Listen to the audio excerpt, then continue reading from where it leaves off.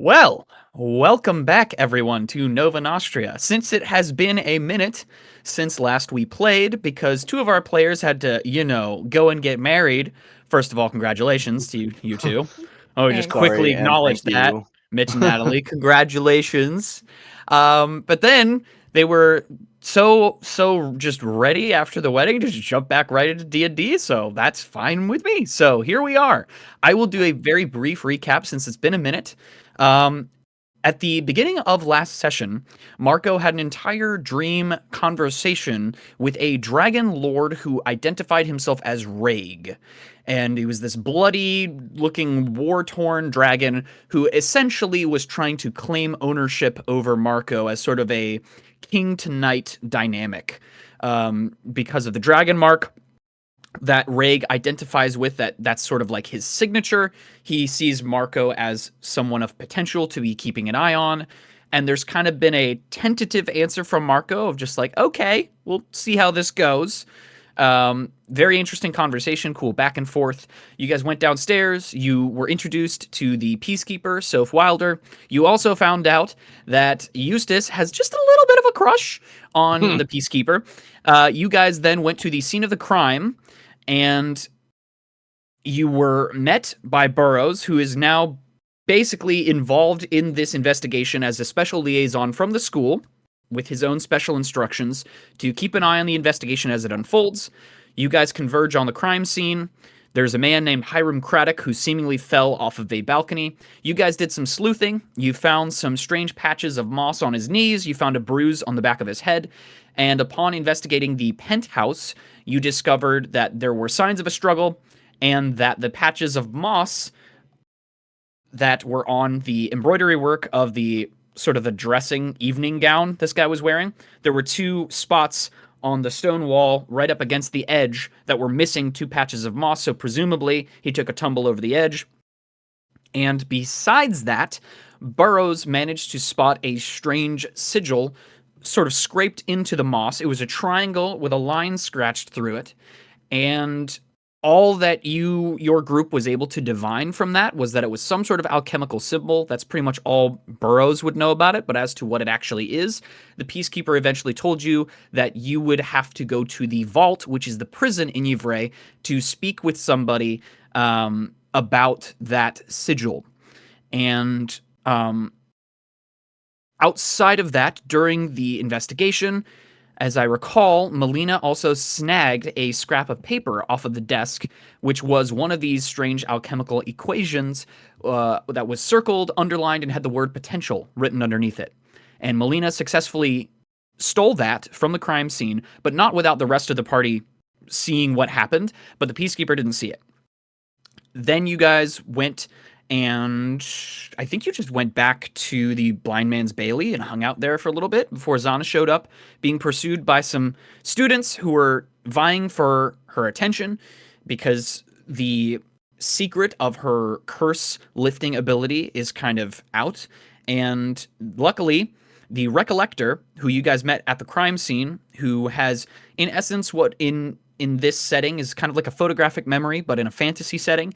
So he is in the process of reconstructing the previous crime scene, the crime that came before the one you guys investigated. There's the gentleman who hit the ground, but there was also an immolation, a fire death that he has been tasked with recreating the crime scene of. So in the background of everything, he's been sort of scribbling away, which catches us up back to now, after you guys went to sleep back at the barracks.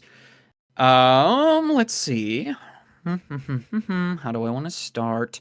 All right, here's how we're going to start. The four of you who are staying in the barracks, so that's Zana, Evren, Marko, Melina. Similarly to the day before, very early in the morning, closer to probably 6 a.m., 6 hour of the early morning, Professor Spindle, who you all met the previous night, who is a snappily dressed goblin professor whose area of expertise involves researching cursed objects and who has brought Zana on to help him find these objects and uncurse them, so that way they're not a threat to the general populace. The reason why there are these objects scattered around Yvray is because there was some sort of an arcane explosion that took place recently in a clock tower that sent a bunch of these relics flying across the city. This, of course, Burroughs already knows because he's a student at the school, so he's aware of this already. But early in the morning, Spindle comes and collects Zana, as he said that he would. And I'm going to say that Melina, you wake up just enough to see Zana gather up her things and head out with Spindle. So you wake up, the other two of you, you're just out like a light. And this morning, since we don't want to take too much time, I want to make sure we can get to everything that we need to. Your mornings begins very similarly to the previous morning. You all wake up for the day. You get your gear. It's difficult to sleep through the ruckus of all of the other soldiers waking up for the day, like an hour to an hour and a half later. And you guys would be able to go downstairs into the mess hall and get your breakfast. And with all the other guards and soldiers in the garrison seated at their tables, Eustace would join you guys eventually. But while that's you guys' morning, we're going to cut over to the Mage College. And Burroughs, you are still asleep, and a knock on your door rouses you from your slumber.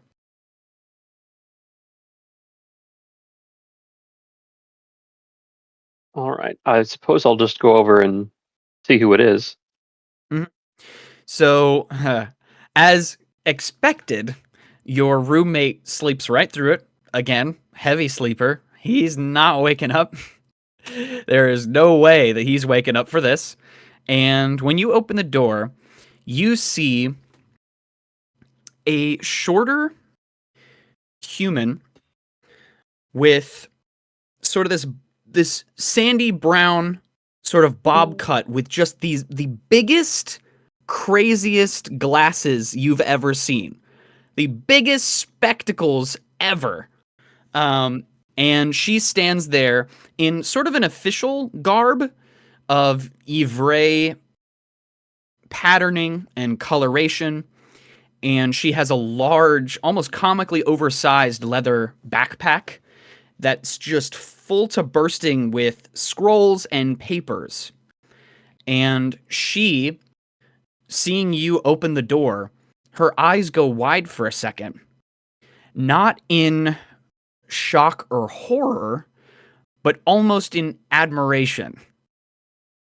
And this sort of mousy voice comes from this stranger, and she just sort of blurts out,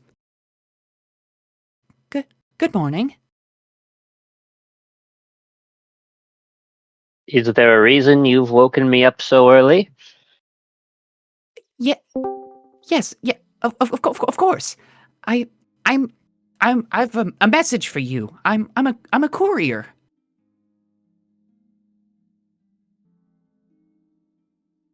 And Bro's just going to kind of wait for her to say the message. The arms kind of crossed, like, okay, go on. It would be about this point that you would notice that she's like, you're looking up. She's not super tall, but you still have to look up, and it's only then that you realize, this, with her being backlit somewhat, that she's had her hand out extended for a handshake for like a long time.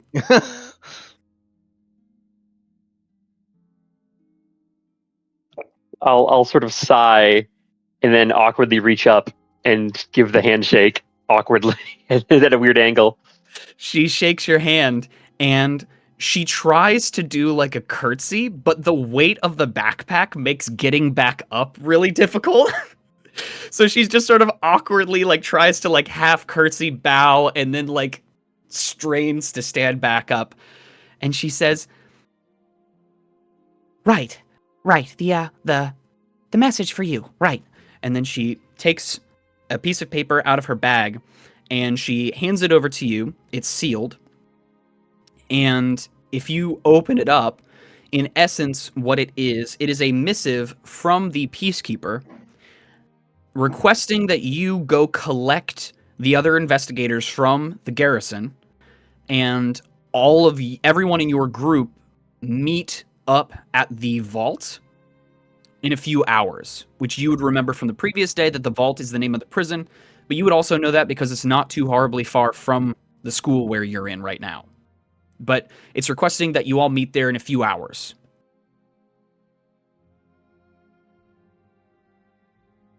I'm going to take my little clawed hand and slowly, slice the letter open with it. I love it. Noting, I appreciate the convenience of that at least, and sort of pour over the contents. I assume while the courier's sort of waiting impatiently as I carefully pour over my missive. She's just staring at you, eyes wide, just watching everything that you're doing. And sort of bobbing up and down like she wants to say something. I'm sorry, I forget my manners. Here, and I reach in my pocket and I hand her a coin, like not even looking at her, as I'm still looking at the. She says, "Oh no, you don't have to pay for that. I get paid as the courier. It's my job." My apologies. I thought it was appropriate to tip. Well, I appreciate that, but to be honest, Can I ask you a question? I guarantee no answers. What is it like?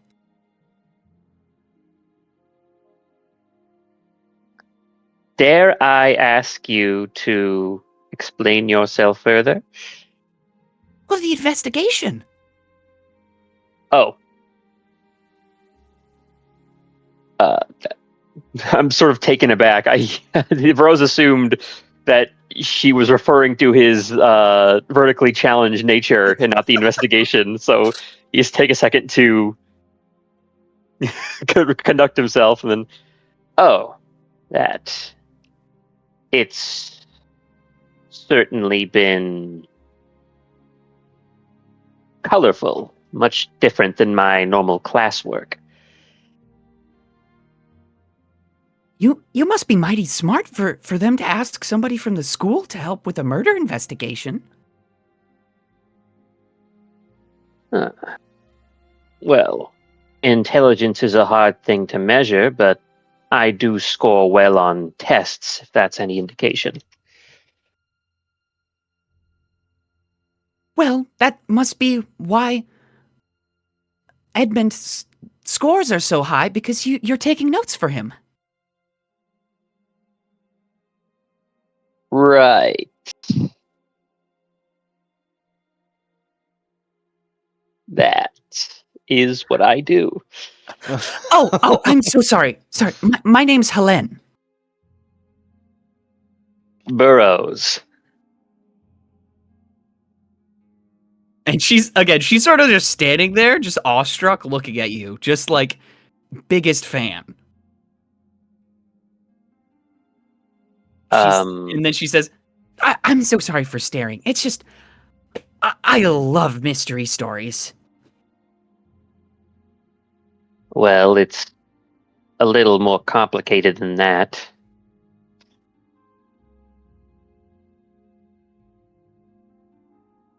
Is it true that the man who was found, the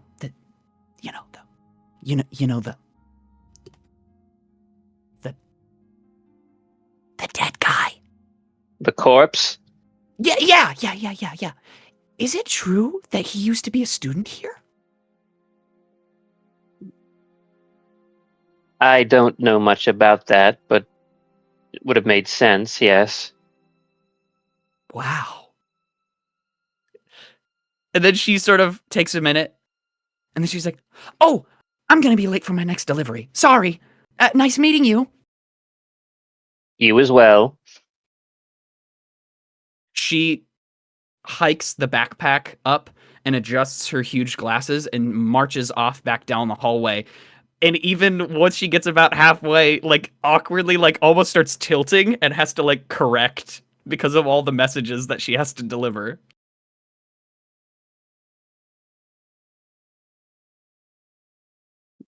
I am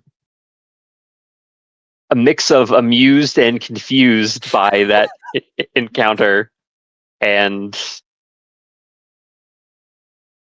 quickly realize, oh well, it's better to start on this early rather than wait till later. So I immediately begin getting my things prepared for another day of investigating the city. Awesome. Okay. Cool. In that case, I won't make you like go through the entire travel process since it is a little bit of a hike to get from the school to the garrison. By the time you reach the garrison, breakfast is in full swing. The rest of the party is in the mess hall, and the smell is incredible. And you didn't get to have breakfast yet. All right, yeah, I imagine there's like a throng of people. I'm sort of like caught in this crowd. I can barely see above the tops of the tables. So yeah, I'm trying to look around to see, one, if I can find the rest of the group, and two, if I can find where to get some food. You would definitely see Marko. Is there any way I could help him out? Why don't the three of you who are here in the cafeteria, Evren, Marko, and Melina, why don't you three roll me perception checks? Okie doke. Alrighty. I rolled nat 1. 15. You're eating. You're staring down at your plate. You are locked in because you have to rise to the challenge that the Peacekeeper set before you the previous day. 9. 15. 15. Evren, you would, since most of the soldiers are still seated eating, you would just catch a glimpse of your small friend walking through the entrance, sort of looking around at the interior, since this is the first time that he's been here.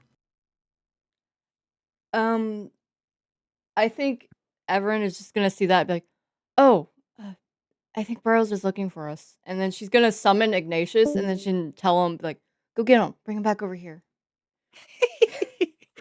I like that. I like that. You would definitely get some weird looks from the soldiers at first that a fox, like a fire elemental, just apparates. But when they see that it's just, they see that it's just trotting along, and then one or two of them looks over at your table, which is officially now the weird kids table, they're sort of like shrug it off, like, yeah, that tracks. That okay, that's normal. If I may add that, when they look over at her table, she'll like clock them, be like, hit him with the shrug. Roll intimidation. sure, why not? Okay. Intimidate them. Nah, not my speed. Not my speed. You get some quizzical looks, but everyone just goes back to their food as Ignatius would trot up in the direction of Burrows. And what would Ignatius do to sort of flag Burrows down? I think he would go over to Burrows and just kind of like, I think if Burrows is wearing like robes or something or like a uniform, he would like gently and playfully like bite like the edge of like his sleeve or his shirt or something and just like kind of, and then like do that back towards their table. Like not hard enough to where it like rips the clothes, but like to get his attention. It's like when dogs use their front teeth instead of their fang teeth for stuff. Yeah. All right. Burrows would be confused for a second, look down and see the little creature, and kneel and stop himself from petting it because he realizes it's made of fire, but he thinks it's very adorable. He's a good boy. Yeah, and then Ignatius would definitely like help lead Burrows back to our table. Yeah, I'll say that as you get pulled in that direction, you would round one of the tables that's blocking your view, and you would see your comrades at the table, and immediately to your left is like a stack of trays. And it's about that time that Eustace would come down the steps and see you, Burrows, looking up at where the trays are, up high on the countertop. And Eustace, without asking permission, hops up onto the counter, walks across it to the trays, and picks up two, and steps over the stack, and then looks down at you and says, "Just tell me what you want."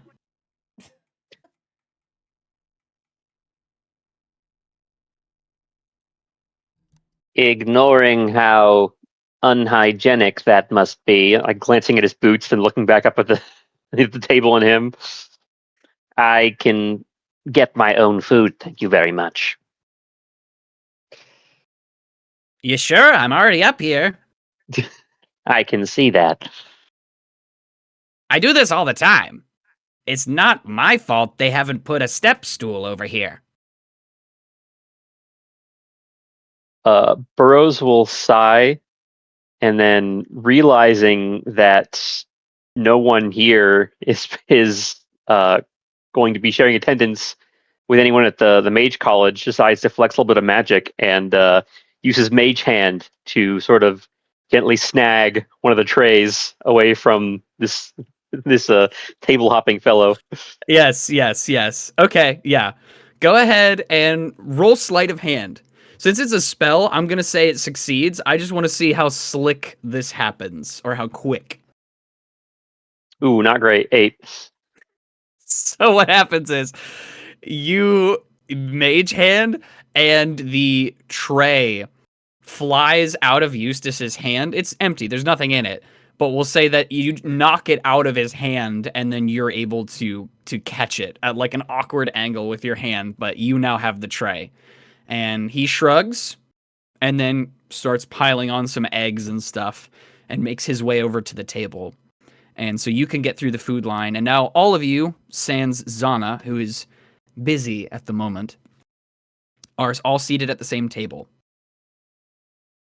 And just using mage hand to pick up the ladles and stuff, and then like I'll put them onto the plate I'm holding. Ah, Yeah, neat, I like that. Neat trick. Good to see you. Good morning. Yeah, good to see you. Oh, good A boy. bit early for my liking. Yeah, you're telling me. Good boy, Ignatius. And then, yeah. Well, Oh, buckle up. he's yours. Yeah, is that a problem? The Firefox standing next to the fire-themed Right. gnome. The I fire suppose druid. that makes sense.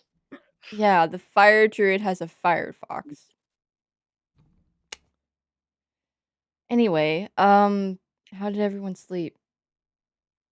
Like a baby, per usual. Good, It good to was hear. Good to definitely hear. uneventful compared to the last night's sleep. I slept well enough. Yeah, I kind of slept like a rock, so good. That's good. I don't know what that says about us. If we sleep soundly after seeing a dead body in the same day, but we're probably going I- to again today, so. I would have assumed your sort was used to seeing corpses. That's a weird assumption. Well, anytime a corpse does roll around back in the mountains, it's frozen over, it's preserved pretty well, so it's not actually that gross. But it is horrible still, of course. I mean, I don't know. Why are you? I mean, whenever we have funerals back home, it's not really. It's weirdly not disturbing, but kind of like I don't know. It doesn't bother me. It probably should, but Closure. it doesn't. I We're have just a helping him pass question. on. Why are you here? Is the question. We can go get you. He's part of the investigation. What matters Yeah. is that we meet up. It doesn't matter who gets who, right? Burroughs will sort of place the missive he received and with one finger kind of push it across the table to the middle. What's that? Did you Yeah. find a clue? No, orders for the day. Oh, Eustace would snatch it up and look at it and say, yep, that's definitely from the Peacekeeper. Looks like you guys have your work cut out for you today. Do you want to come with us so you can say hey? To who? The prisoners The- at the vault? The To pretty peacekeeper.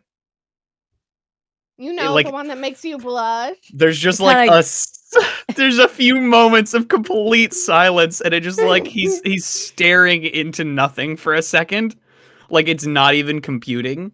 And then Eustace says, "Yeah, I sure would hate to go to the prison." Okay. Isn't So your you're not job to coming. take prisoners to the? Never mind. Yeah, but I don't hang out in the prisons. Hmm. ladies, My let's not push him jurisdiction is around. usually from jail to jail, that sort of thing. We don't really know what we're walking into, so Oh, I can Jail. help you with that. You're going to a jail. Big jail. It's called the Vault. I think we talked about this yesterday. And you guys are going to be talking to Burgoyne, says here. Big wig. Very important guy. let's hope that's all it Ex-professor, is. smarty pants. I think he's the one that they want you to look into the whole sigil thingy, logo thing you found. He should be able to tell you guys what it is. Right. Yeah. Is he They in jail or does he work at the jail? Oh, no, he is wicked in jail, like behind bars. Okay. wonderful, wonderful, wonderful. Well, let's hope it stays That's that way, great. and we don't have any trouble to deal with. I'm used to preparing for the worst. It's all. Probably, I assume we're probably gonna have to go through some security measures, right? I mean, you'll be with the Peacekeeper, and you'll probably run into the Recollector. They're kind of a big Really deal over there. awesome! So you guys don't have much to worry about, I think, in terms of actually getting there. They have a whole system for people who want to visit prisoners, you know, things of that nature, family members. In Burgoyne's case, students from the college, professors from the college come to see that guy. He's so smart. All right. And why is he in jail? What'd he do? Details, as far as I know, are a little bit hazy. You'd have to ask the Peacekeeper on more details, but I know for a fact they locked him up for practicing alchemy back when it was illegal. Oh. How long ago was That's that? not so bad. That's like it's like graffiti. It's like a crime officially, but it's not hurting anybody at least. Yeah. Hmm. Yeah. Did he hurt Yeah. somebody?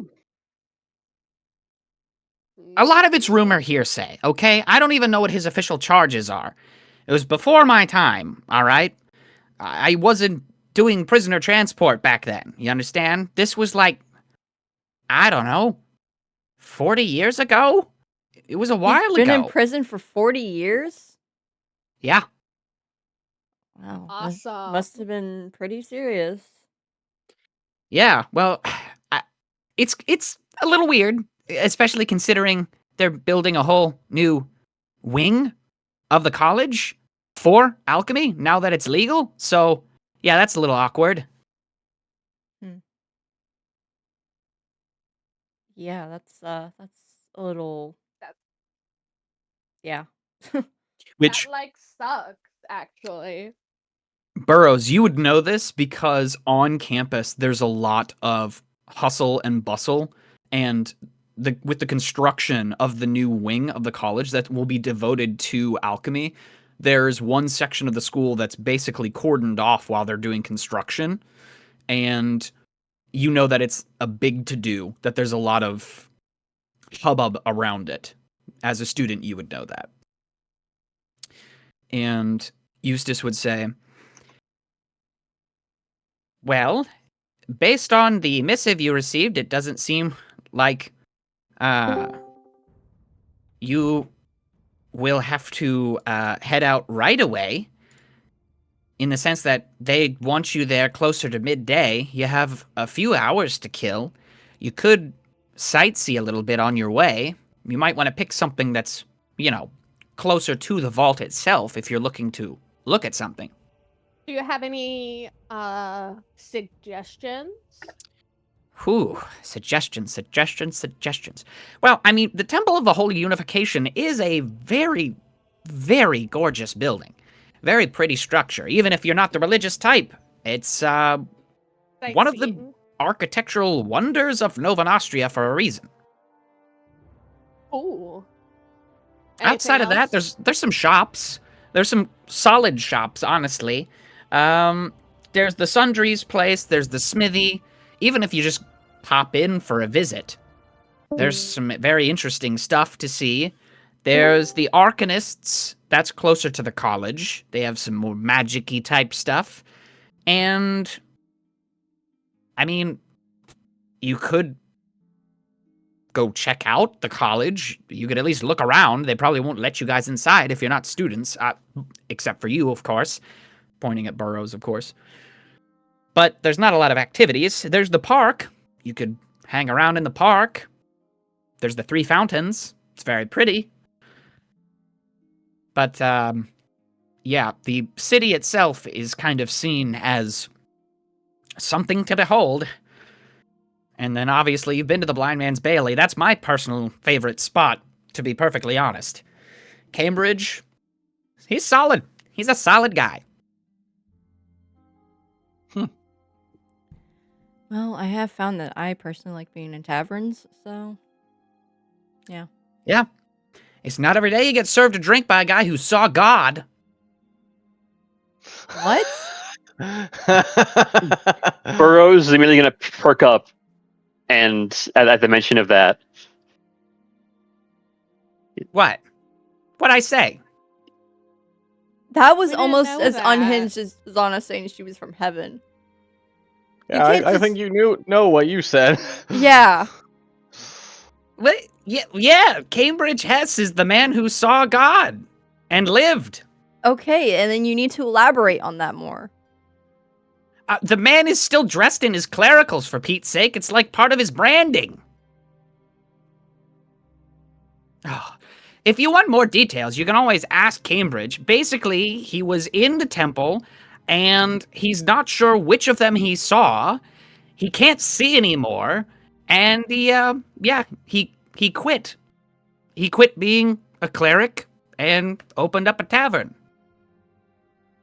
Well, Sick. we saw the Grim Reaper. Maybe we can talk to him and exchange notes. That is true. You what? That's Yeah. See, exactly. Okay, but to be fair, this is like, it's called the Blind Man's Bailey. It's like Evren lore, guys. I'm sorry. I've been here a lot. All right, I'm known here. People know me. I've been around. As to the whole Grim Reaper thing, I don't even know what to say about that. That's wild. I think You could he had a ask about that at the church. I think he had a fishing pole. There was something with a fishing pole. Unless I'm misremembering that. It was a fisher, the Grim Reaper. Uh-huh. I would have thought it would From have the been moon. like a sickle or something. That's kind of weird. No, That's just the stereotype, sick. friend. Well, you learn something new every day. Yep. All right, well, as you can see from this piece of parchment here, I am not invited to your little interrogation of Burgoyne. So I'll probably just bum around the city, and yeah, you guys have a grand old day. You guys, like I said, you got a couple hours to kill before you need to be at the vault, but don't be late. The We won't. Peacekeeper likes to keep things on time. I would love to see that church just because it seems cool. Yeah, definitely wanted to check that place out, but I also wouldn't mind sightseeing the edges, the perimeter of the school.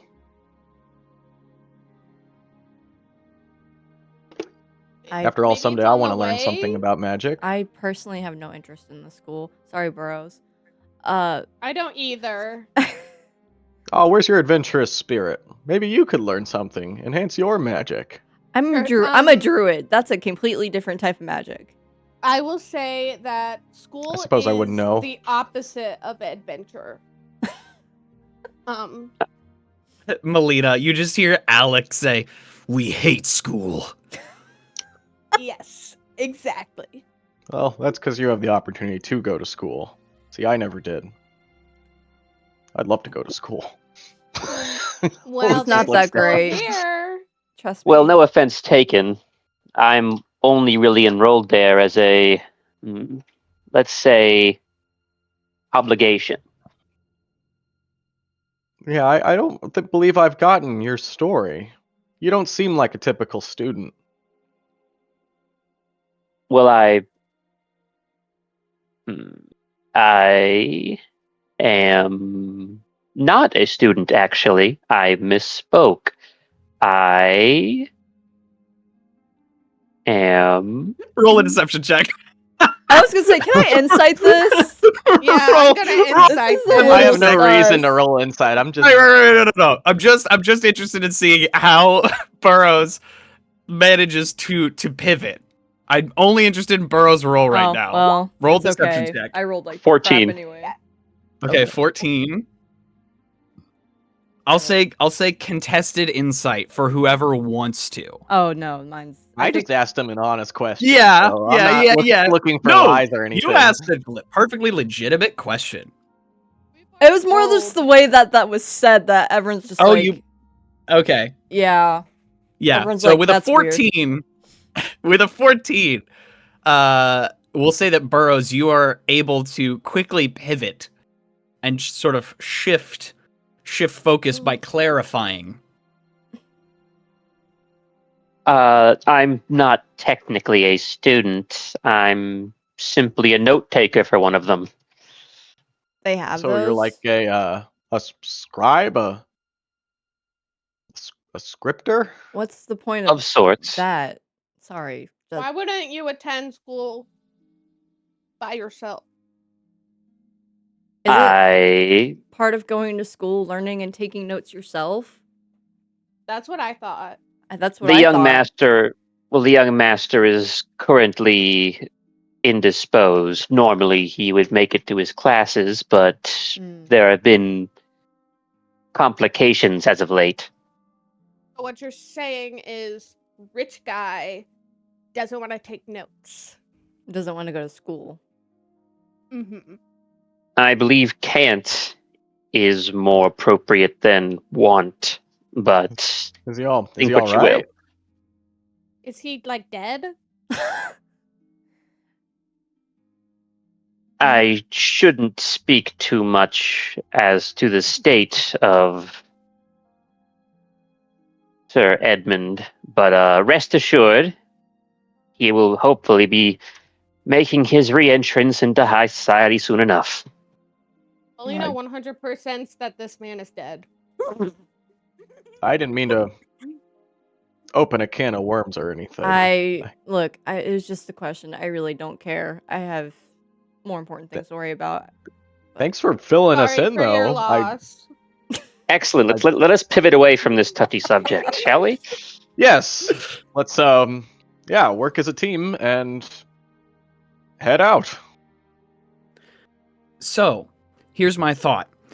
Above game, since these locations are so far apart, and since everybody isn't necessarily interested in going to the same things, I will go ahead and make the rare exception of if you would like to split the party to just do city investigation. I can tell you above game, I will not be surprising you with combat or punishing you for splitting up today, seeing as how you have to keep an appointment and there's multiple areas of interest you guys might want to look at. So if you guys want to sort of figure out and group up with other people who you might want to go with to these different places. So Evren, where did you want to go?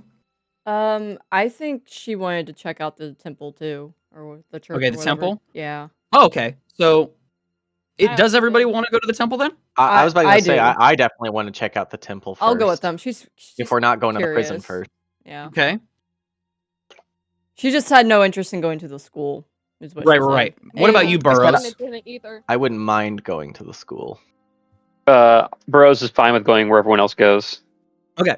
In that case, all right, we don't have We'll to keep split it up for this simple. first section. Yeah, let's we will go to the Temple of the Holy Unification.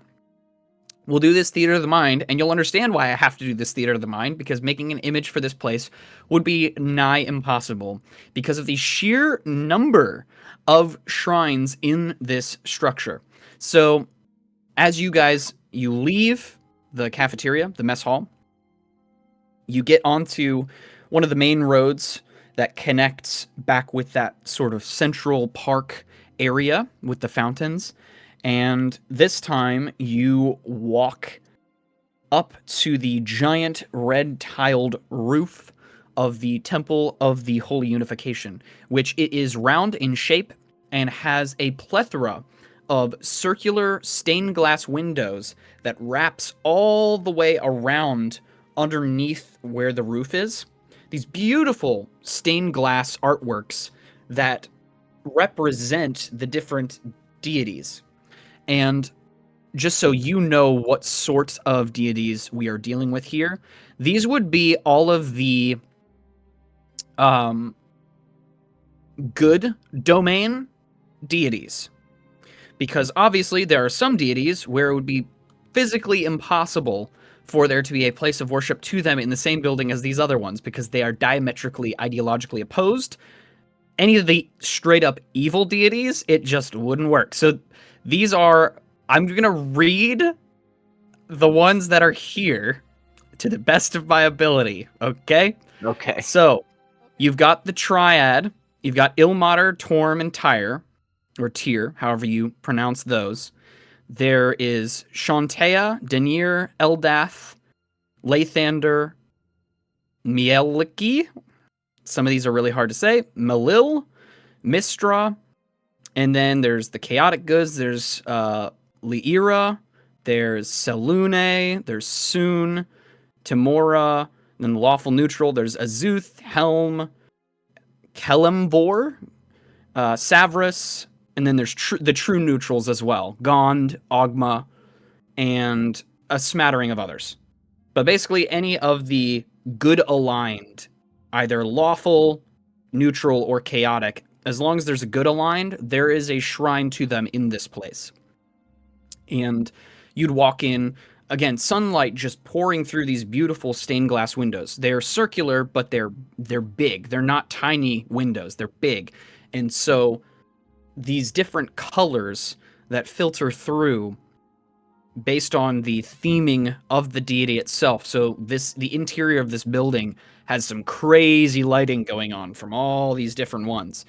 I would say that Evren and Marko, your eyes, without having to roll for it, your eyes would be drawn to the Shrine of Joaquin that's in this place, because it's a similar design on its stained glass window as the church in Montrace had on its stained glass as well, with a similar statue. It's not one-to-one, but another golden figure holding some scales would look very recognizable. And you see lots of people. Again, this structure is big, and there's just a lot of people in there.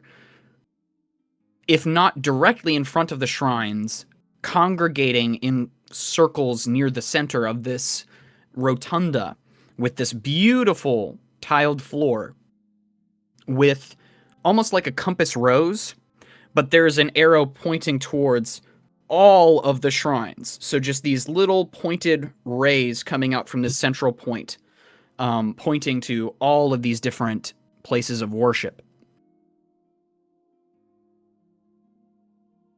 Whoa. That's cool. Evren, did you catch Joaquin over there?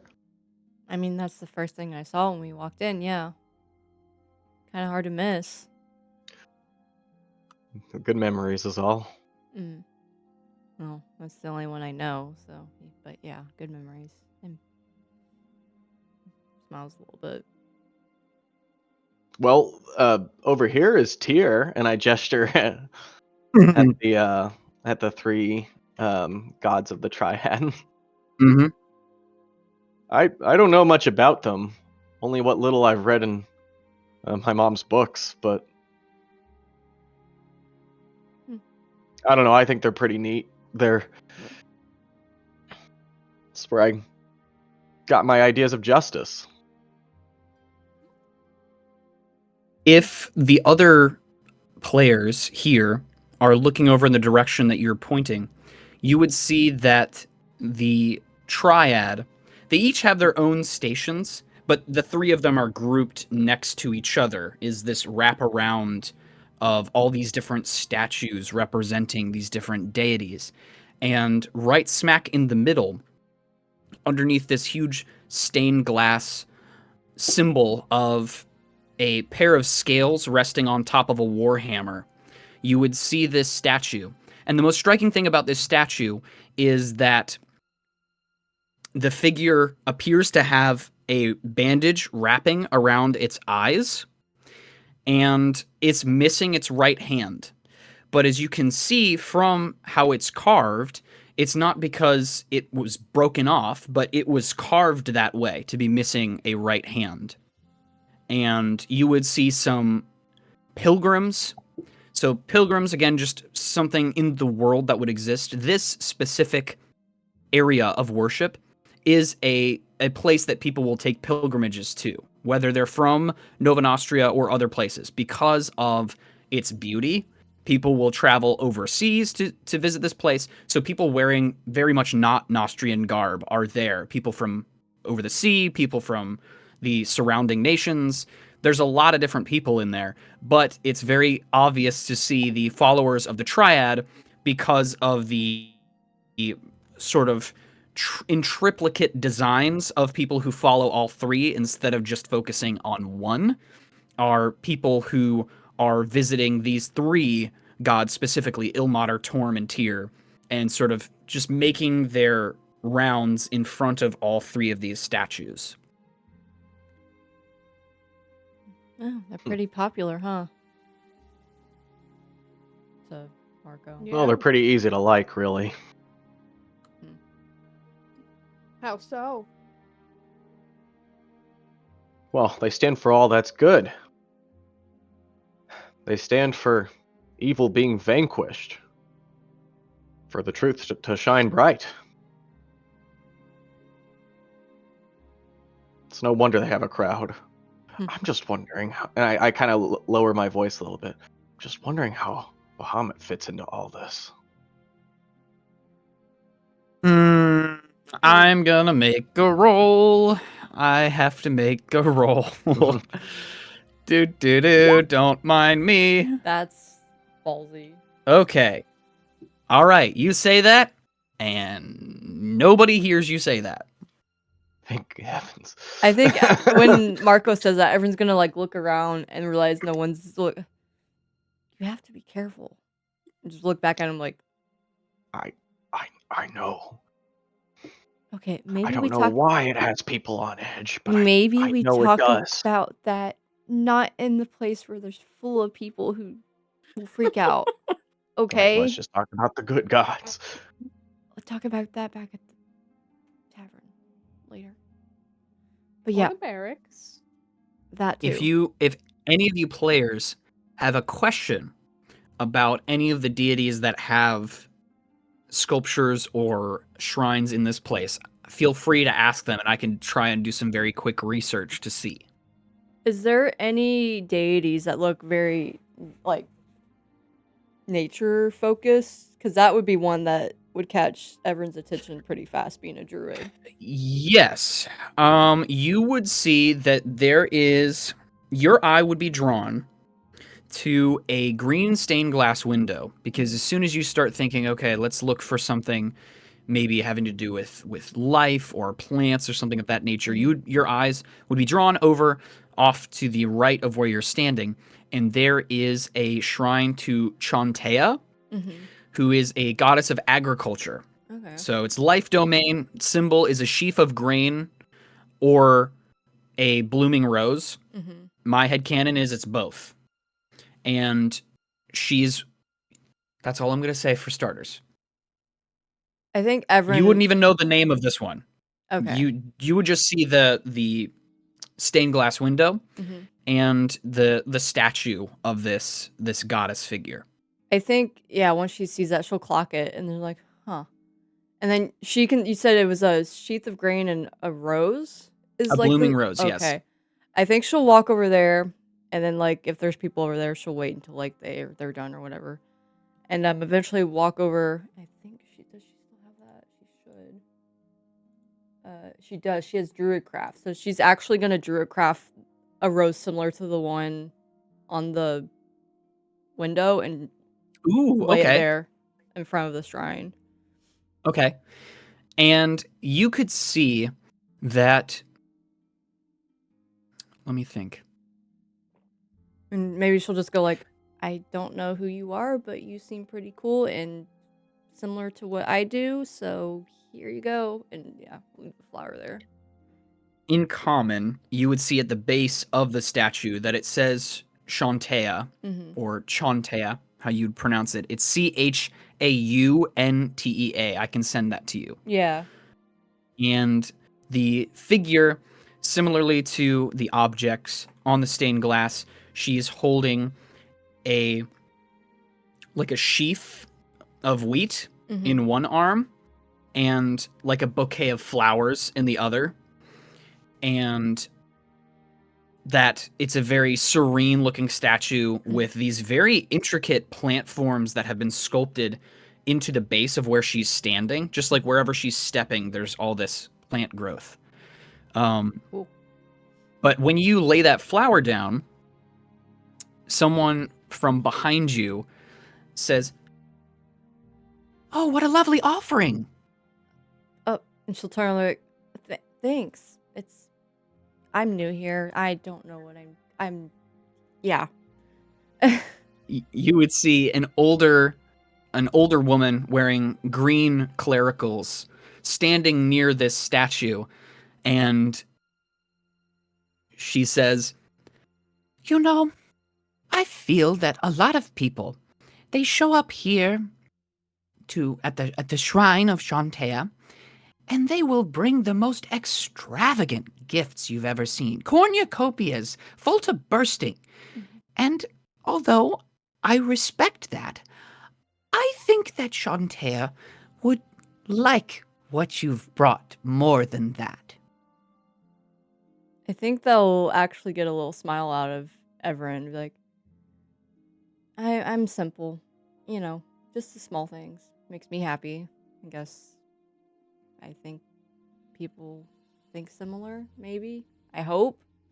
So, I don't know. Have you traveled far to visit the shrine? I suppose. I mean, I'm originally from the Stokebolt Woods, but I was in Montrace for a little while. Now I'm here. I kind of been all over the place. So. Oh, I see. Well, I recall that several years back there were certain plunges into Stokebolt with followers of Chauntea spreading the good word, and to my knowledge there are still some druids who do worship Chauntea, although they've probably given her a more druidic name. Probably. I mean, does that sound familiar? That's to Evren? You can go ahead and make a history check with advantage. Sure. History with advantage. Let's see. Alright, this will be interesting. Okay, 16. With the 16, you would faintly recall several years back, there was a contingent of clerics who showed up Mm-hmm. in peace with permission from your tribe and started teaching some of the people about this figure that they called Chauntea. Mm-hmm. There was kind of a weird mixing of language Yeah. where for the druids, they already worshipped a goddess of agriculture. The Mhm. name was just different. Right. It's so long ago that you don't even remember what the druids used to call her. They have since now updated it to call her Chauntea because that's how she's most recognized. Okay. And you would know that there are some older folks in your tribe that do worship Chantea. It is something that druids, farmers, and gardeners would probably have great respect for. Okay. Specifically, a lot of your family. Right. Anything in yeah. the life domain, it's very much about plant life and that I sort of figured thing. as much. That's why she was looking for that specifically. Is like that's what she knows. And she'll not be like, yeah, I vaguely recall that. I have a lot of family who follow her. So Well, I'm glad you could make it out here. Walk Yeah. blessed. And then she sort of moves on to go talk to someone else. you too. Yeah, and then she kind of stands there awkwardly, looks around, and then looks back at the statue, be like, "I'll see you around, I guess," and then go rejoin her friends. Hey, Melina, do you worship any of these guys?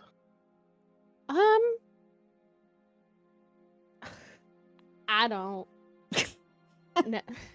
Nah. I have one question. Looking in this space, is there like anything that maybe like sparks interest for Melina? That is a very, very good question.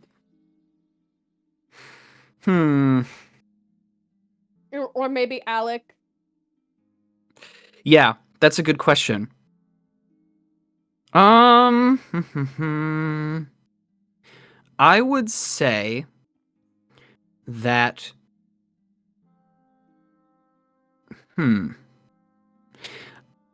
I would say that Alec, Mm-hmm. when you're sort of turning, looking around at all these different statues, the minute that you are facing the statue of Tempest, god of war, Alec would say, "Now that's a cool sculpture." Yeah, it is. And then Melina's just gonna What? lean in. Alex said that he likes Tempest.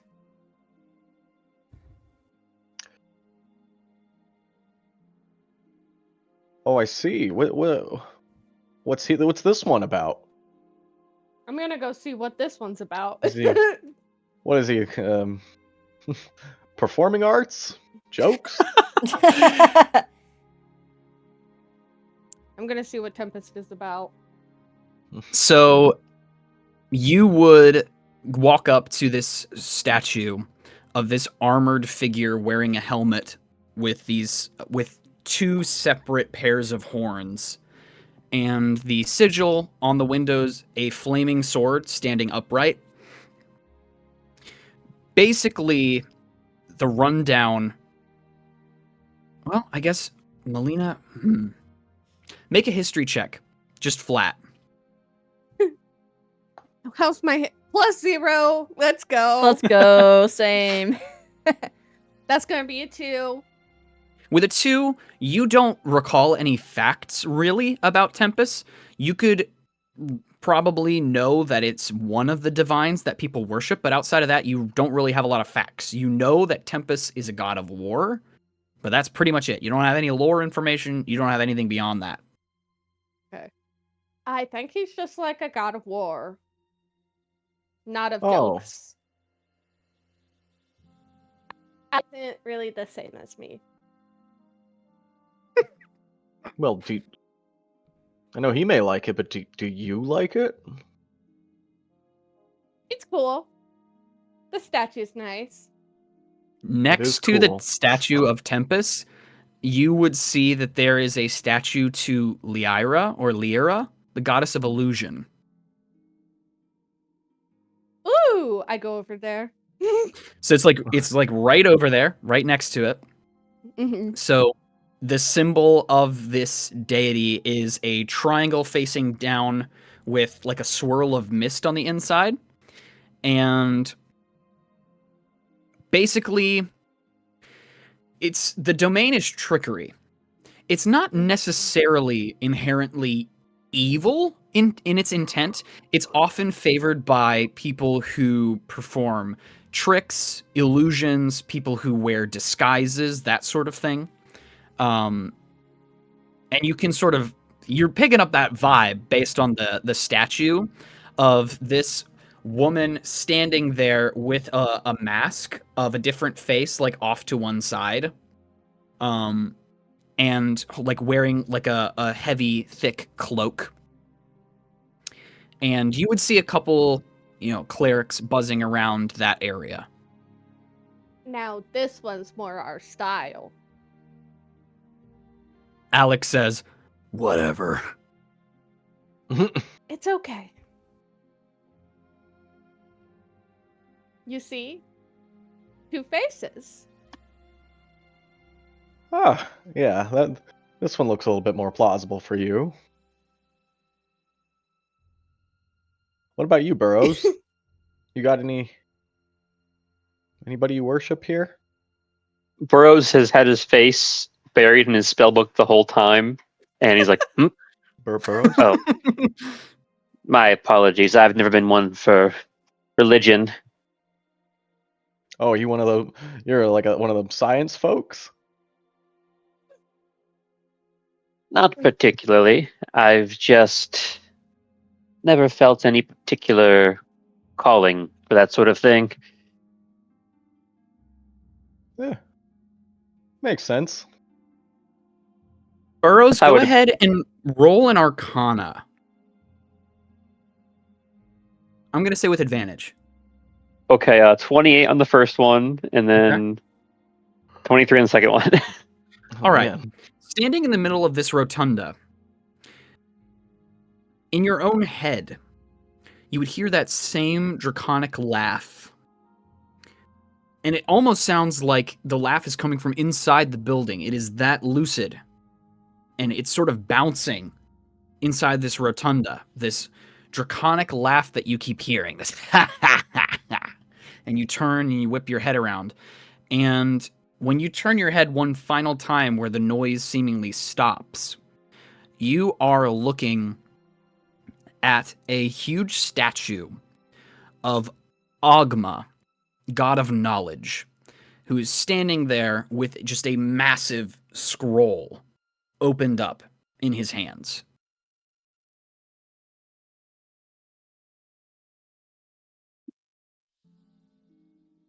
Burroughs will sort of stroll up to it and glance over it, trying to analyze the feeling he just had in his brain. Mm-hmm.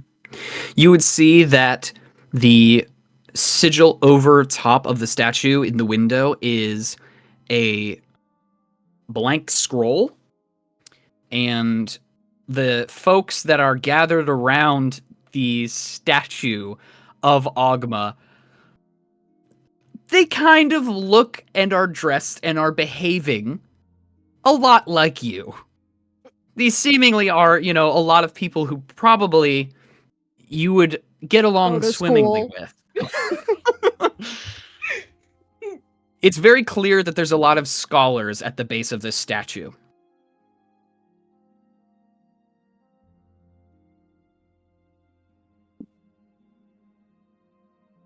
Burroughs will frown and sort of not roll his eyes a little bit, but think to himself that they could probably be achieving a lot more academically if they were studying rather than worshiping. But he'll keep that to himself.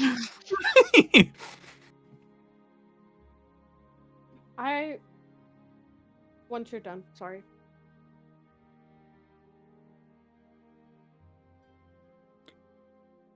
Burroughs, go ahead and make a perception check with advantage. Now that I'm bad at. Mhm. Oh, okay. 18 minus 1, so 17. So, yeah, 17. After you have that thought about, if these people would basically just get in a classroom, that would probably be a better use of their time. As you're scanning all these people, as you're scanning over that direction, you you look past someone and then immediately you look back at them because you recognize them, and Helene is standing there with her backpack full of messages, and she's talking enthusiastically with Oh. some of the other people standing in front of the statue. Hmm. Well, I suppose no accounting for taste. You see Helene pick up a scroll and pass it to one of the people standing in front of the sculpture, and she seems to be talking very in an animated voice, talking with them and gesturing to the statue and the stained glass. And as she looks past the shoulder of the person that she's talking to, she clocks you and like squints for a second and adjusts her gigantic glasses, and she just gives you like a sheepish little wave.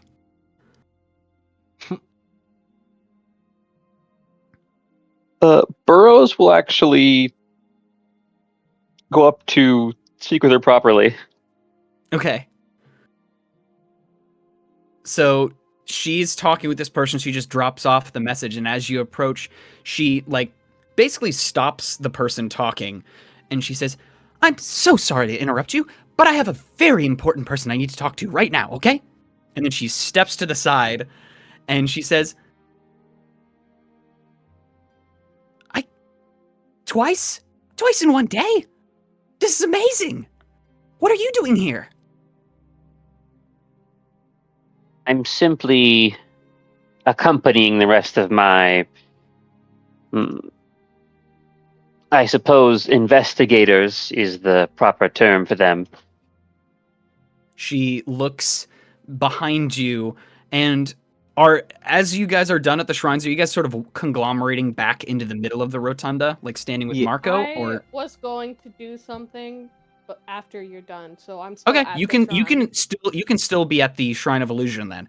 But Marko and Evren are probably hanging out back by the middle of the rotunda, and seeing you gesture that direction, very clearly y'all are the odd people out in this crowd. So Helene would like adjust her glasses again, trying to get a bead on who you're talking about, but then would give you guys a little wave from where she's standing.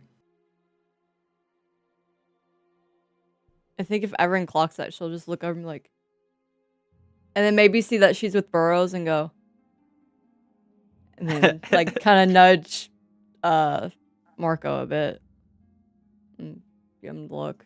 Like, you I, see that? I see. He's allowed to have friends? He can make friends with other people, but he can't make friends with us. We just met him. Give it time. Yeah. Meanwhile, literally met this courier this morning. Yeah. She again like has to adjust her massive backpack and sort of leans and then re-steadies herself, and she says, "So how's the investigation going? Well, Have there been any breakthroughs?" we haven't started yet today. Oh, so you guys are like in the information collecting phase. Let's go with that. Are you gonna do one of those things where you have a bunch of stuff up on a wall and you like have strings going everywhere? I've always wanted to see one of those in real life. Can I would I have to make a check to know if like was that something that only happens in crime novels? Do actual investigators do that in this universe, or is that something that You only have happens in like no storybooks? idea if that's something actual investigators do, but you would know that it is a trope in mystery stories of like more modern mystery stories of investigators solving crimes. That's a thing.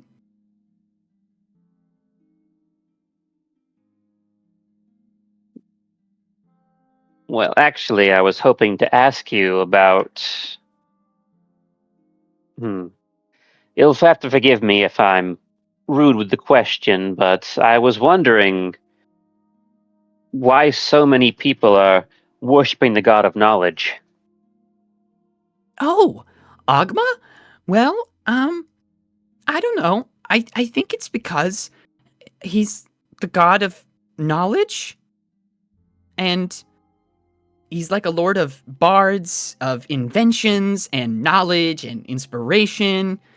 You know, that sort of thing.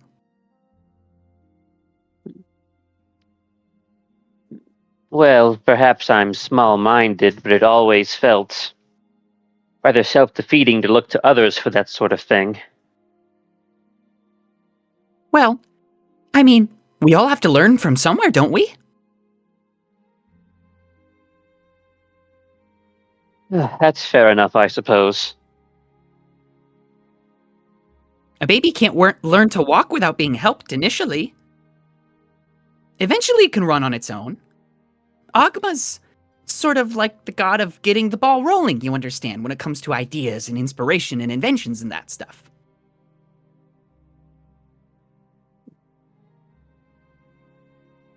Burrow's sort of nodding with his little clawed finger on his chin, like, interesting. I will admit, I was rather short-sighted in my view of him. I'll have to reassess my appreciation for these sort of things. Well, I mean, I understand it's not for everybody. Some people just have crazy experiences they just can't explain. They peer into the beyond or see something divine or strange or otherworldly. And then other people, you know, it's just something they believe.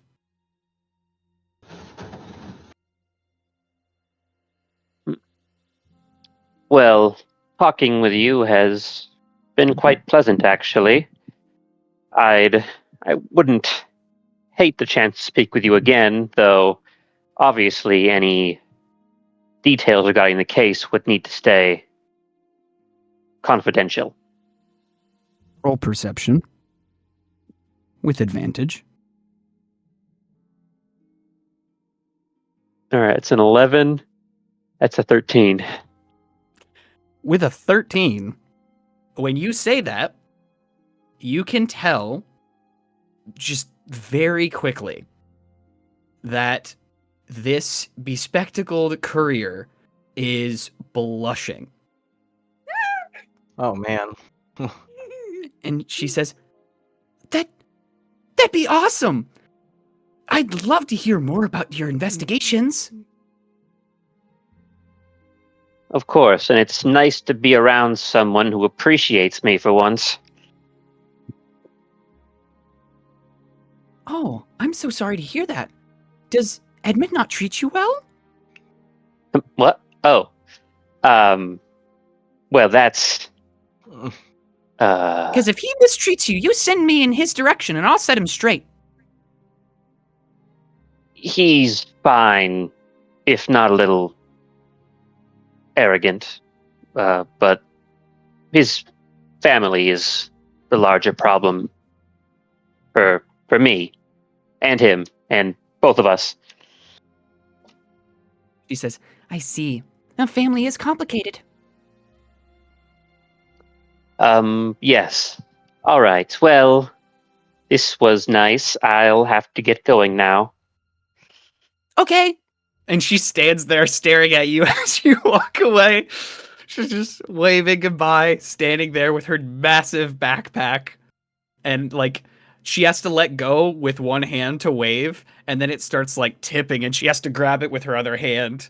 She adjusts her glasses and just keeps on like giving you a little wave as you go back to the middle of the rotunda.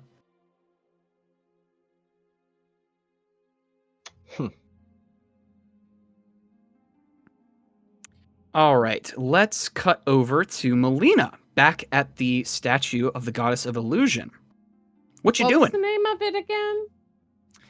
Let me quickly scroll back to where it is. The I one just you're had at, it. was it like a Lyra? Or Lyra. something? Lyra. Yep. Alira? Leira. Lyra. Goddess of Lyra. illusion. And you said there are a couple people. Yeah, milling around. There's a couple clerics. I'm gonna try to talk to one of them. Okay. There are two. There is a dwarf who has his back turned to you and is looking at the statue admiringly. And then there is a very, very tall individual in a cloak. This is like one of the tallest people you've ever seen.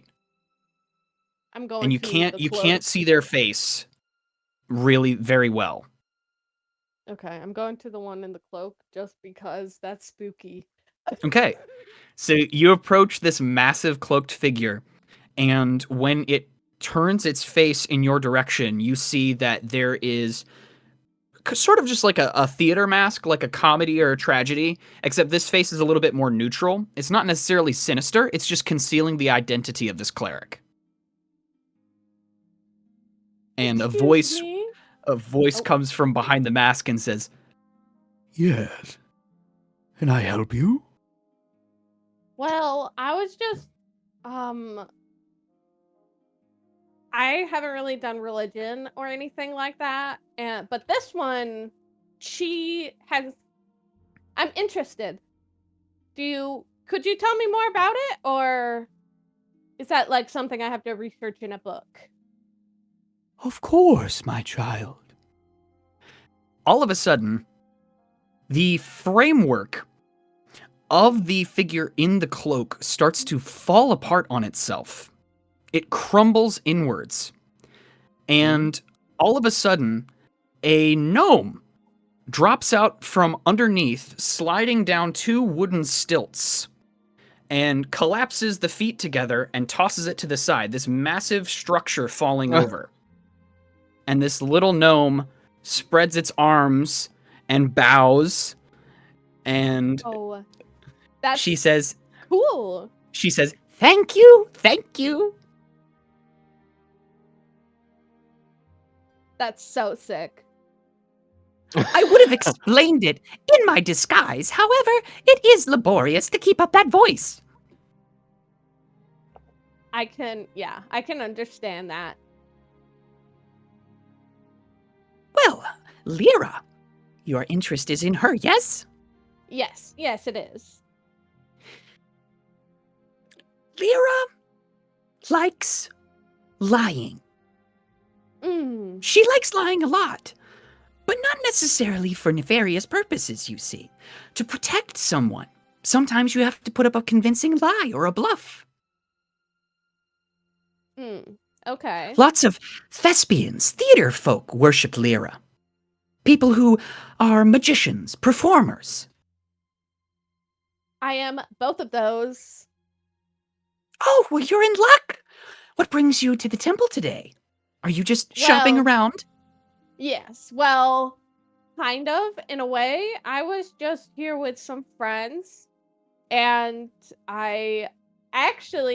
one of my friends, my brother, caught sight of that one and points Oh. at the armored one. Oh, Tempest. Yes. Yes. And then I saw that one, and I was like, she is more up our speed. Well, your brother's interest in Tempest is quite interesting. Tempest himself is a fascinating historical character. You see, in the stories, the old stories, you see, Tempest was the one who defeated every single person who is trying to claim the throne of war. So he is a victor, so to speak. Oh, okay. He's about honor and hates cowards. Okay. But, like, what defines a coward to Tempest? Anyone who flees a battle that they could fight in for the good of others. For honor, you see. Even if the odds are stacked horribly against you. To run from a battle that you could do some amount of good in for the helping of other people would be a shameful thing to do, in the eyes of Tempest. But if you need Okay. more information, you can always ask the clerics over there, too. Is there anything else about her, or is it just lying? Let's see. What else? Oh, disguises. Do you like disguises? Well, I just drew out the clown makeup. Well, Liera's very fond of disguises. People who use their power of performance to create new characters for themselves. Sometimes it can lead to a lot of very funny situations, and other times it's very, very useful. Like protection. Sometimes, in order to survive, you might have to act like someone else.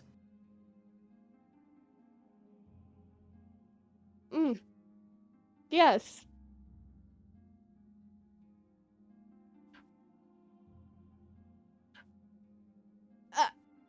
Well, it was lovely talking to you. Same. I need to go put my disguise back on. It's exhausting. It's awesome though, so. Thank you. I made it myself. You're very talented. I'm sure you are as well. Walk blessed. You walk blessed. She goes and picks up this massive cloak that's just lying on the ground, and she just drags the cloak and the mask and just the stilts just dragging the floor as she awkwardly goes into a back room to reapply her disguise.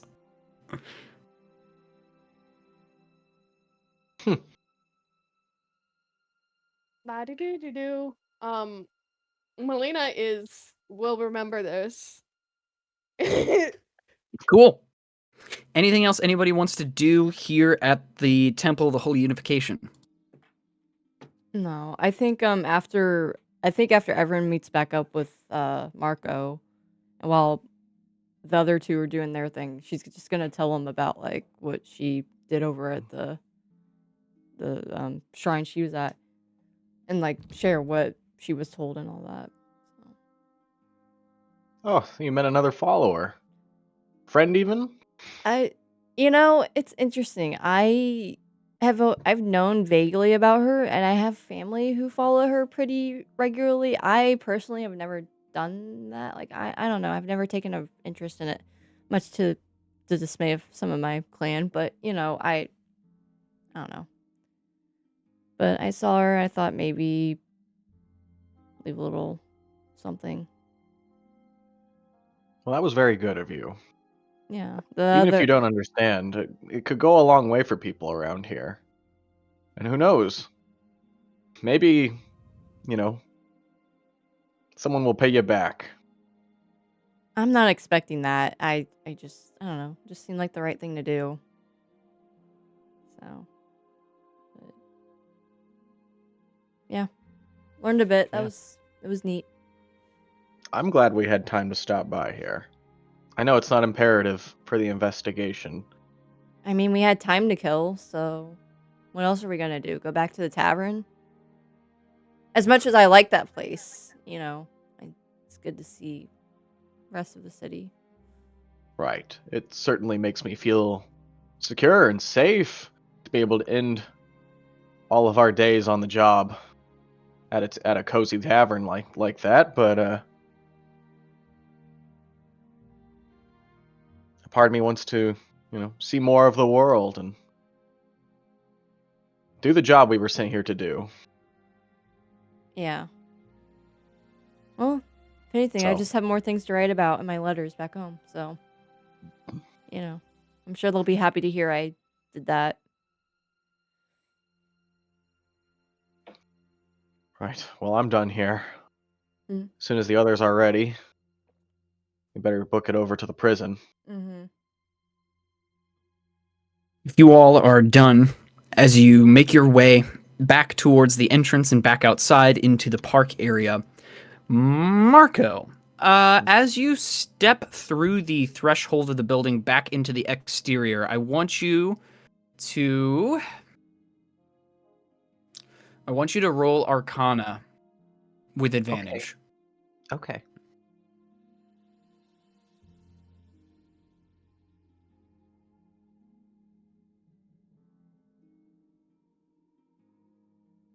Okay, well, the first one's a 2, and the second one's a 4. Okay. Okay. In that case, what happens is as you are making your way down the steps that lead up into the temple, you are suddenly seized by a searing pain on the side of your head, as your dragon mark very quickly lights up with a searing heat. What the? And when you go to sort of like reflexively touch it, your personal belongings, a couple of them spill out onto the ground. Particularly the book that you received from Treese spills out onto the ground, and a chapter of the book That's lies telling. open on the ground.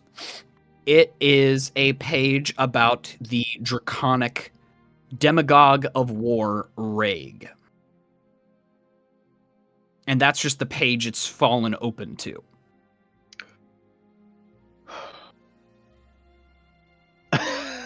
Did anybody else see? They wouldn't see what it's open to necessarily. I mean, they would see you stumble in pain and then the heat would dissipate, but you, like your book, you're just happy that your dream lily jug didn't fall out. But it is like the book and like one or two other like bits and bobs are just on the steps. They don't roll away from you. They're not broken or anything. They just like spill when you go to hold your head. Well, as I bend over to pick it up, I just go,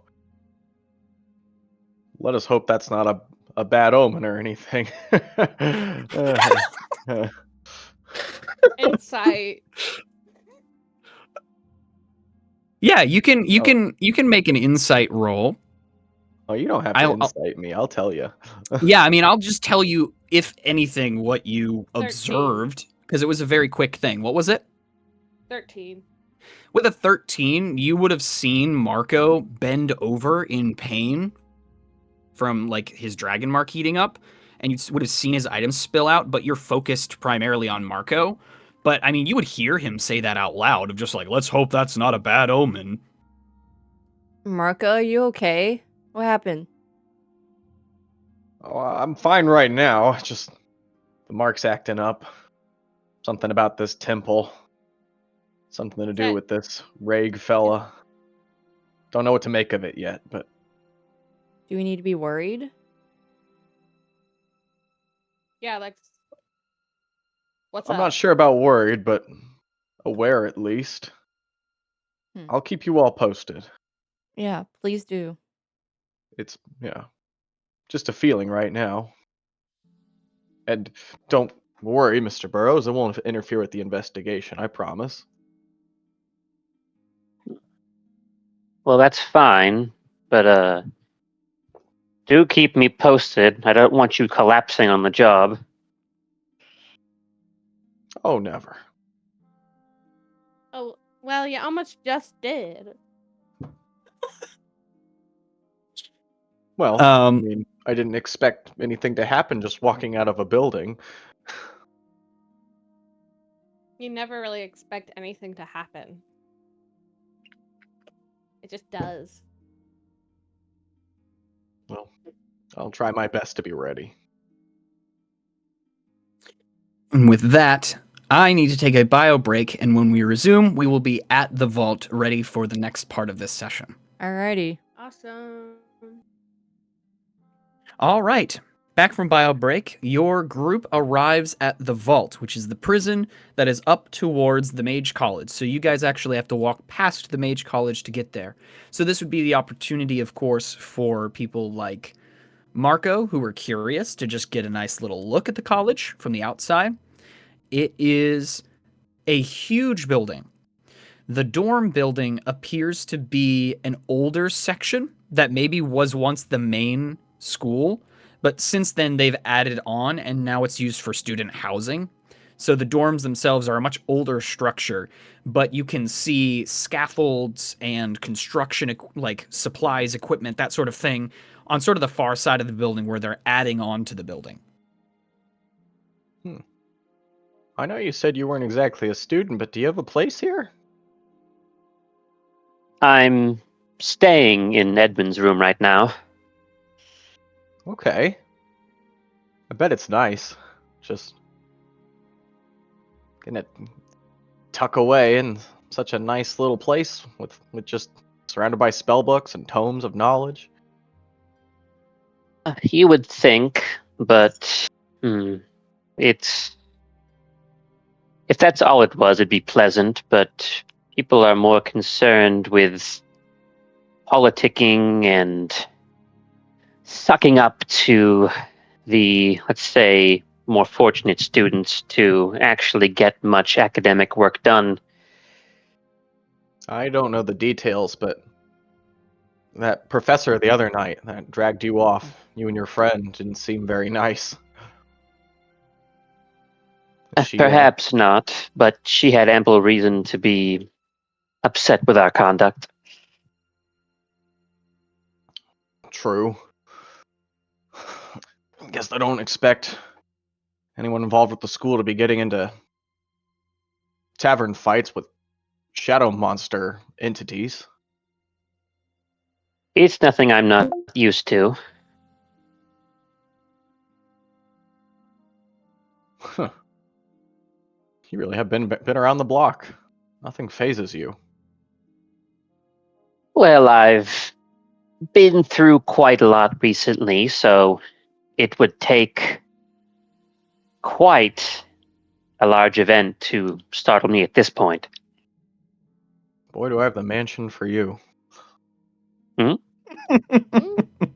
Never mind. What? Oh, Oh my yeah. gosh. That's a that's a whole can of worms, Marco. You guys are walking on this what has now become a crisp fall day. The leaves have now officially changed color, and so the trees that you can see are bright orange and red, and the leaves are falling, and the sky is clear and blue, and the breeze that blows through this city it's cold, but since the sun is out, it sort of equals out. It's a nice day to be out walking. And you can see students bustling about around the campus area, moving around. A lot of them headed in the direction of the just to the south, so you could presume either the Central Gardens or very possibly the Blind Man's Bailey if they're trying to cut class. But you make your way past the Mage College and you arrive at the vault. And the vault it's an odd looking building because even though it is rectangular in shape, it seems to almost funnel downwards as though a giant spike has been driven into the ground. And you would find yourself standing in front of the building, and there are some guards stationed out there. And as you approach, you would clock that the Peacekeeper and the Recollector are both standing there, and they wave as they see your group approach. And the Peacekeeper would snap her fingers, and the two guards standing in front of the gate would give a signal, and the gate raises, and she gestures for your group to follow her into the vault. The vault is not by any means a grotesque or evil prison. It seems to be upkept quite well. It's well lit, and it's kept clean. You enter into basically a lobby. There is someone sitting behind a desk and a large number of guards posted all over the place, basically two in front of every possible doorway. And you can see beyond this central desk that you can see into just an open area. It almost looks like if you were to walk into a coliseum, except surrounding the walls of this square building are cells, and it winds downwards out of sight, away from you. So the cells are set such that the rooms, though they're straight up, are all so that way you can go to each cell at an angle and downwards, spiraling off where you can't see anymore. But as your group approaches this front desk area, a soldier standing behind the desk would slide a large tome towards the peacekeeper, and she would flip it open, and she gestures and she says, I hate to do this, but I need all of you to sign this logbook if you're going to see Burgoyne. Most certainly. What Oh. what is it? Okay, sure. It's just a record of who's seeing whom, that sort of thing. Uh, do you mind if I read it? Why don't all of you make perception checks? Okay. Yay, I haven't been rolling really well, but we'll see. All right, Evren. Oh God! Also, Wow. not well. Oh, Natural one. Evren's got y'all. Okay, modified out to one. So Oh, modified. Oh, Oh, okay. yeah, 'cause wisdom. Burrows, you I- can't see it. Marko, you realize that your reading isn't so good. And as you approach the book, you sort of get a can't little read. you get a little gun shy. Who rolled the highest? I did. What did you roll? 23, I think. 23. With a 23, Yeah. as you look at this book, there are two things that you notice. First of all, the book itself is on the very first page. And your names are going towards the top. There are probably 5 names before yours. And they are all to see Burgoyne. There's 2 columns. There's the name of the visitor and then the prisoner that they have come to visit. And it's Burgoyne, Burgoyne, Burgoyne, Burgoyne, Burgoyne. And then there's the space that she's gesturing for you guys to fill out your group name on. But yeah, the first thing that you notice is that you're only like 6th down on this list of this book. And the second is that the book looks new. Is this a new thing that he's getting visitors? Or Oh, no, this has been procedure for a long time. It's just that the previous logbook was misplaced. misplaced? Oh. By whom? We're not sure. It just disappeared one day from the desk. Alright. Well, that's not concerning at all. I think that's very concerning, actually. That was What sarcasm, was the guy? Marko. What was Ah, the right. guy's name that died again? The man who died was Hiram Craddock, the murder scene that you investigated yesterday. Did a Hiram Craddock come visit? The peacekeeper's eyes like sort of drift, and she's like, well, I'd love to tell you that, but I don't know because the logbook is gone. And she gestures to this current logbook, and you don't see a Hiram Craddock on the list. Well, what about you? And I point at the person at the desk. Do you know? This is just like a random soldier, and Guard B. yeah, she's sitting there, and she says, "This is actually my first day. I don't know." I think he was. I think he did visit. Melina. We Well- don't have evidence of that. I mean, that's a Let's- good Well, train of thought. Alchemists are dying, and there's a Hopefully book missing. One of you guys Visiting can an alchemist. So find that old logbook, or hopefully we come across it in our investigation.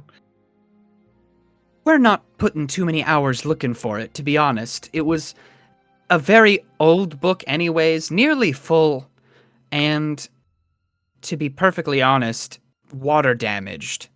Someone took it home with them, left it in a bad spot. We aren't worried about finding it, mainly because the information is commonplace. We have it for our records, just in case something goes on. But to be perfectly honest, the logbook is there as kind of an annoying thing that we have to do. Well, if you don't care about it, then you can leave it to us. Don't worry, we'll Of course, find it. if you come across it somewhere in Yvray, feel free to bring it back, but I'm not at all worried about finding it.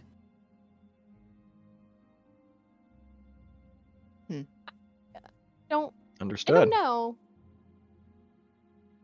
The reason why I'm not worried about finding it is because of our security measures here at the vault.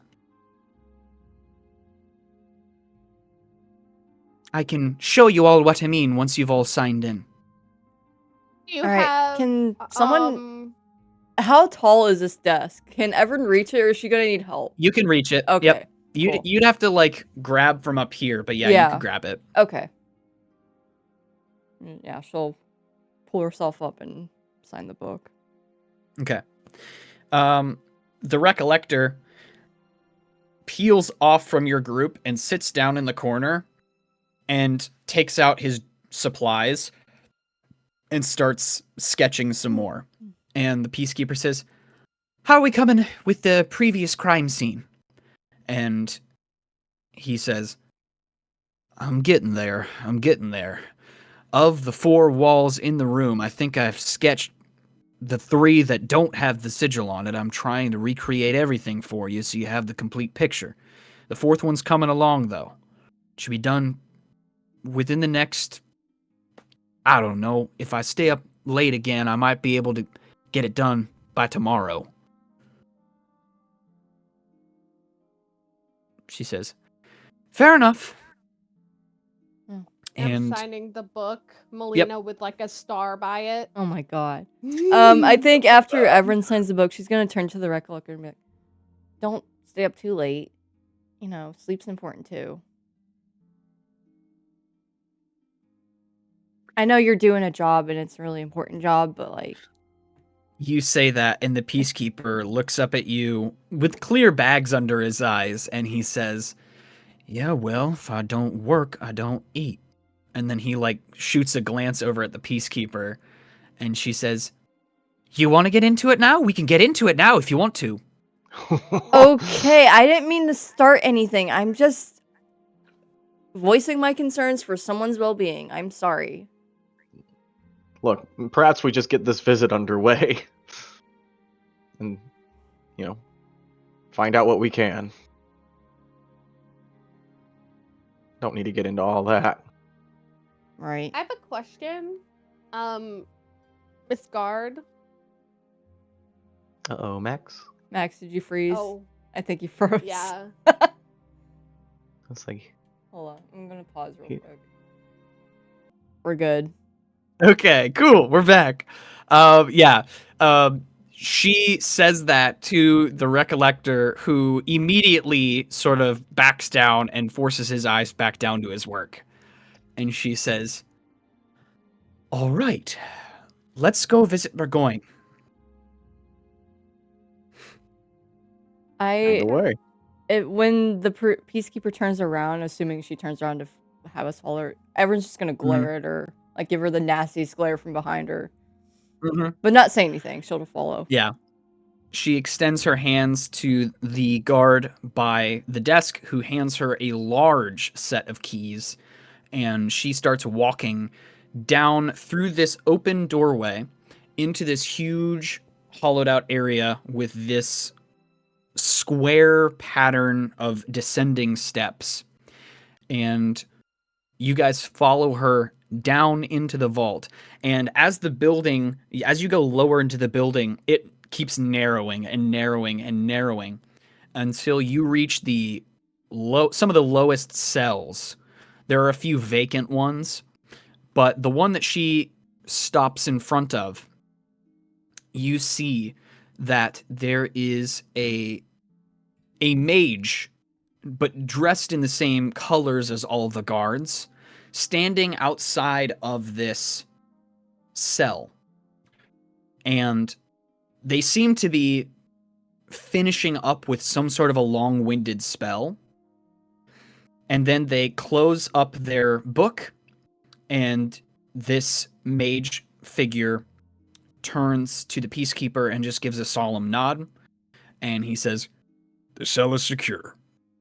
And she says, good. You're dismissed now. And he bows and he makes his way back upstairs. She turns to all of you guys and she says, every hour on the hour, we put a sigil on Burgoyne's cell that prevents him from using any magic. Does it run out of charge or something? Has to be done every hour on the hour. Otherwise, it starts to lose its strength. Yeah, magic's pretty finicky like that sometimes. Yeah. The D&D Beyond terminology for this is an anti-magic field. Yeah. And like you can actually look it up. It's a real thing. And We're- yes, it does. It's familiar like an with it. hour-long thing. Yep. Yep. So as you round the corner and are looking through the bars of this jail, you see a somewhat hunched figure dressed in gray robes standing at a window. And he is putting birdseed down on his windowsill. And you can see that there are a smattering of doves just pecking away at the seed. And he finishes feeding the birds, and they're sort of cooing loudly in front of him. And when he hears footsteps, he turns, and you see this older gentleman with a clean-cut, close-cropped beard. He's a human. You would estimate probably 60 to 70 years old. And he sees the peacekeeper, and he sees all of you. And he smiles warmly, and he bows, and he approaches the bars and says, Peacekeeper, it's good to see you again. I see you've brought me new visitors.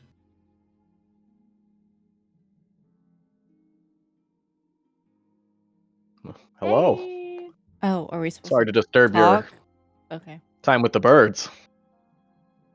Burgoyne, Oh, I they'll... think. he extends his hand out, and then the peacekeeper says, ah, and then he says, Oh, yes, right, of course. Sorry, I'm afraid you would have to extend your hand into the anti-magic field if you wish to shake my hand. If not, that's fine. Melina does it. he would shake your hand graciously and again would sort of bow his head in respect. Did you see my DM, Max, from like 2 hours ago? Maybe? I took that as a no. Oh, yes. Yes. Okay. I'm going to say make a sleight of hand roll? Okay. Or actually, are you trying to do this secretively? No, not at Oh, all. okay. I mean, so you can, if you have that, you could go about this however you want. Okay, well, instead of shaking Burgoyne's hand, I'm gonna reach into my pocket, and I didn't like wrap anything around it. I didn't like preserve it very well, but I snagged like a biscuit or like a roll from breakfast this morning. I'm gonna sheepishly offer it to him. The Saved you peacekeeper something. would sort of look at you sideways at first, and then sort of just shrugs and says, I suppose it'd be all right. Once it passes into the anti-magic field, it won't matter anyways. Right, of course, if that's allowed. I just a token of thanks for agreeing to meet with us. Burgoyne is a model prisoner. I think it's perfectly fine. Well, here you go, sir. He looks wide-eyed at it for a second and says, Oh my! Why, thank you. Have we met before? No, but I'm pleased to have met you now. I'm Marko. These are my compatriots. Nice to meet you. Well, what do I owe the pleasure? I'm assuming you're here to probe an old academic on some sort of question of import. Well, we heard you know a thing or two about these sigils. Sigils, you'll have to clarify. Alchemy. Oh, yes, the alchemical symbols, of course. I haven't lost my touch quite yet. How can I be of service? Max.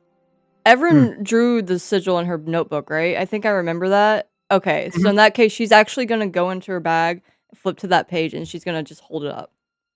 We had questions about this one. Right here. He squints and he looks at the peacekeeper and he says, Would you mind? I need a little extra light. You don't mind if I approach the bars? and she like gestures for him to come closer. And staying within the magical field, he places his palms flat against the bars and he squints and he looks. And he says, Yes, of course. Oh, now this is very important, you see. What was its configuration? Was it as you show me now, or was it turned in any other direction? Was it as it is on the page? This is very important. Evren would have drawn it exactly as she has seen it. So probably, yeah. Okay. Yeah. I mean, it's how I saw it when I saw it. So I guess exactly how it was. All right. Well, if this is how it appeared when you first made your inscription, your sketch, this is the alchemical symbol for air.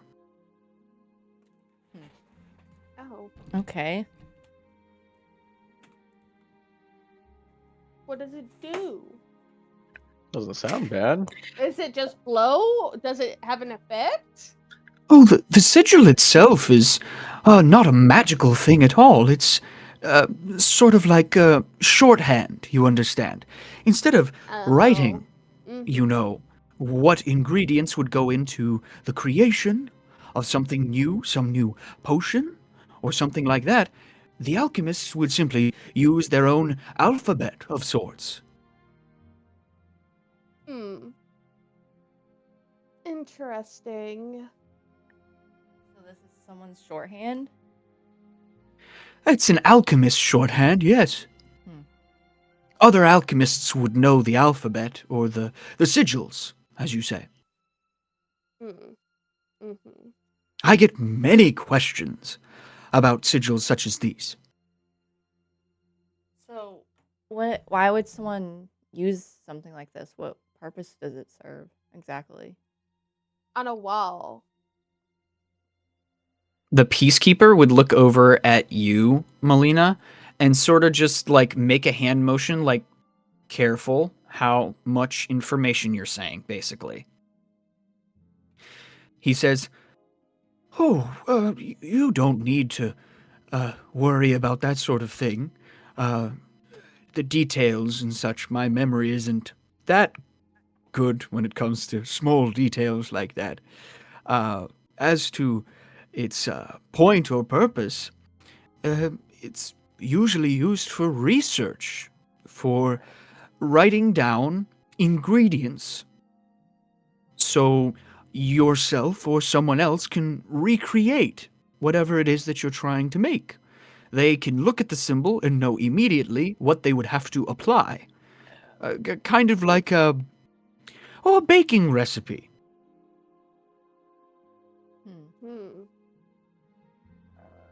For example, if something was to be superheated in some sort of a forge, an alchemist might very well put the symbol for air next to it to denote that you must wait for it to cool before it takes its full effect, or before the process of transformation is complete. Okay. Yeah, that doesn't sound bad at all.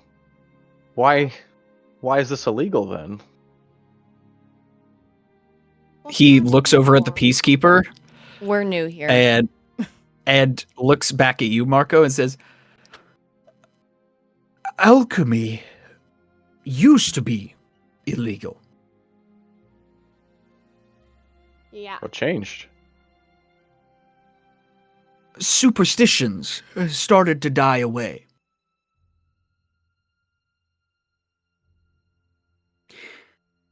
it was a largely unknown field of magic, you understand. Myself, I think there's very little magic involved in alchemy at all. It's merely the combining of different things that we find in nature to make new things.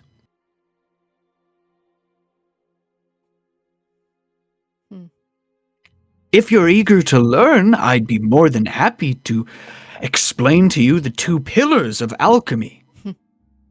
What are they? Do tell. He gets visibly excited, and he says, May I pull up a chair?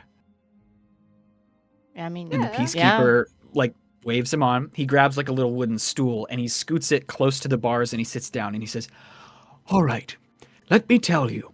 All right, so alchemy is divided into 2 pillars. And it's by these pillars that alchemy stands as a truly magnificent science. There is the first pillar, and the first pillar is very important. And the first pillar is about base material turning into higher material. You take silver that has dross in it or imperfections, you put that into a forge, and all the imperfections burn away, and now you are left with something that is pure. That is a simpler analogy of taking a base element and turning it into a higher element. That's where the science of alchemy comes from. By combining different things or exposing them to different elements, you can take one thing and you can change it into something else, something of either greater value or greater potency. The second pillar is where the heart of alchemy lies, you understand? The second pillar is the philosophical side. It's the base self becoming the higher self. Over the course of an alchemist's life, they slowly over time, all those imperfections burn away. Life in and of itself becomes its own sort of furnace, burning away all the imperfections over time. And the dream for any alchemist worth his salt would be to ascend to that higher self through learning, through understanding, and through change. Mm.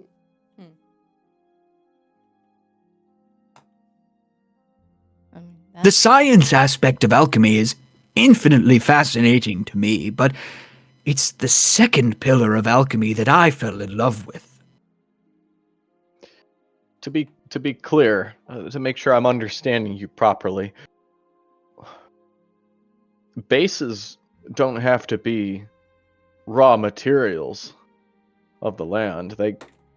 Can they be people, objects?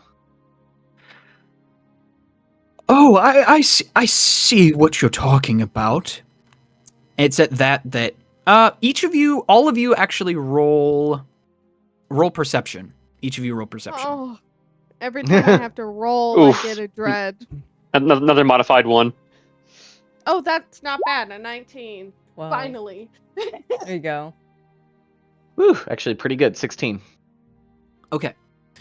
So I'm gonna say that Melina and Marko, you would immediately clock sort of a flutter of anxiety at the tips of his fingers. Like all of a sudden, his fingers just start moving nervously, and then it immediately calms back down at the mention of a base of something being an object or a person becoming something else. Look, I didn't mean to make you nervous or anything, or Yeah. Why are He- you nervous? it's safe to say you can say whatever you want given the circumstances, and I gesture around. He Yeah. closes his eyes, and his mouth compresses flat, and the peacekeeper looks at you, Marko, and sort of like looks down into the side, like not disappointed that you asked, but like she's sort of bracing herself for whatever Burgoyne is about to do or say. Right. And Burgoyne says, Yes, well, it's that drastic form of alchemy that my beloved, she always dreamed of achieving that.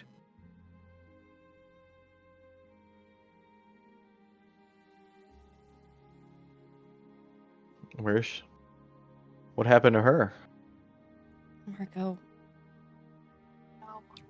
I'm not. Burgoyne stands up and turns toward his window with its iron bars, looking at the doves and pigeons that are pecking at the seeds.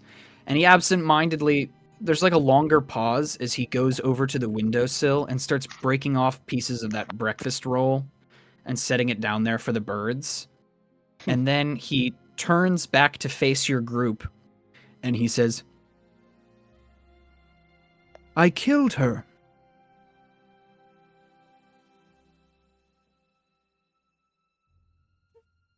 Good job, Marko. Good job. Well, I mean, what? How? How did you do that? Melina. he puts a hand up and looks over to you, Evren, and says, I've had 40 years worth of telling and retelling this story to every one of my former academic friends and colleagues who've come to visit me over the years. They all ask the same question. Why? Why did you do such a thing? And I get the feeling that very few of them actually believe my story. he goes back up towards your group and says, You see, my wife, Lily, she was very sick. Most of her life, but it got especially bad towards the end. She and I, we both practiced alchemy, back when it wasn't legal, you see.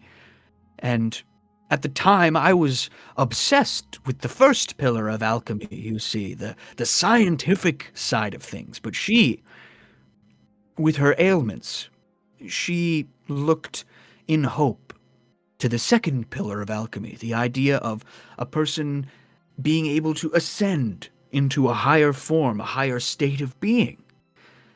And, well, one day, when she was nearly dead, she asked me to kill her so she could ascend. I was at my wit's end, and like a fool, I did as she requested, forgetting to ask her to write out any sort of final will or testament or statement that would exonerate me. I guess in the moment that's not what I was thinking about. And then after she was gone, eventually people came to the house and found what I did. I didn't try to hide it. I was too shell-shocked, too mortified at my own short-sightedness, you see. Well, I was arrested first for the murder of my wife, but then they also found out that I was practicing alchemy. And that's how I wound up here. But if alchemy's legal now, then why are you still stuck down here? I mean, aside from the other. Killing his wife. as you say that, he like looks at you and just sort of smiles knowingly. Trust me, there's nothing that the faculty at the college would love more than to see me out back on the streets again, but I'm afraid the murder of my wife is not something that people like the Peacekeeper are able to wave away with their hand. Truthfully, nor should it. I'm not saying they should excuse that. I'm just saying why the high security. Like, I don't know. I mean, I'm not. Because from- murder is a big deal. Oh, you mean the anti-magic field that they Yeah. put on my cell? They have to do so for all prisoners in this place that have any sort of adept nature at magic. Okay. You can understand why. I It's guess. just a safety precaution. It makes them feel better. And I don't want them to be nervous. I enjoy having company and people visiting me, so whatever they must do to make this place secure is fine by me. As you can see, they've provided me with a blackboard, and I'm fed well, and I have lots of solitude to continue my research. Well, you're quite the optimist, that's for sure. As terrible as these crimes are, at least you're forthcoming with all this information, and it seems you've at least reconciled. A great deal, it seems. I don't regret what I did, mainly because she pled for me to do so.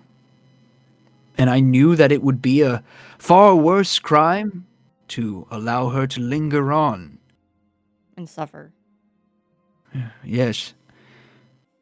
It's a tricky situation, something for the philosophers to debate about, but in the meantime, I'm content here with my bread rolls and my little birds. So it was all worth it then, for the pursuit of knowledge.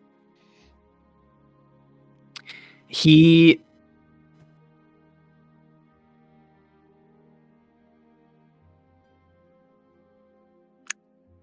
Burrows roll charisma. Just flat or persuasion Flat. or Flat.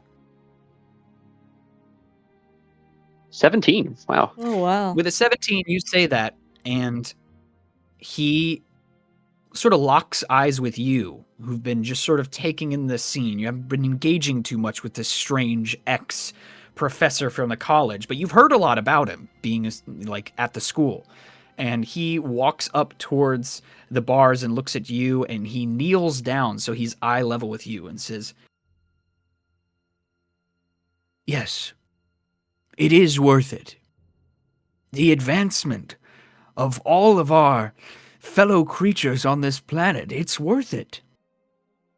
Like I said, the friends that I have still at the college will come and visit me, and we'll talk about theories and ways to advance and better other people.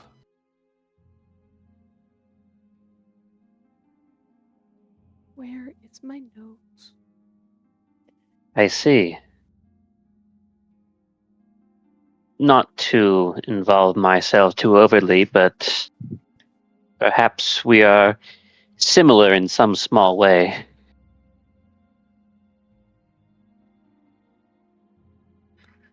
he thinks about that for a second, and he smiles.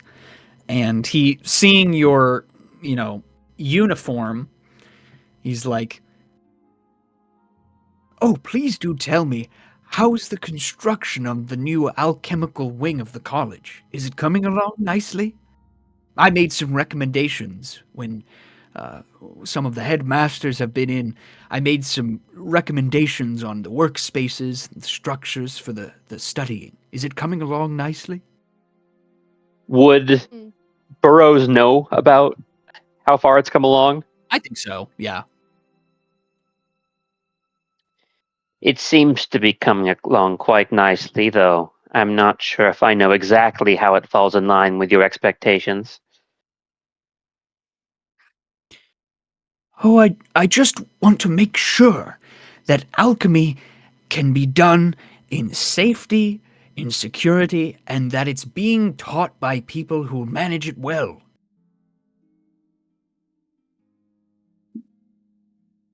Well, the Academy certainly has no lack of funding. Provide that, I'm sure. I hear there's to be a fundraiser for the completion of the new wing very soon.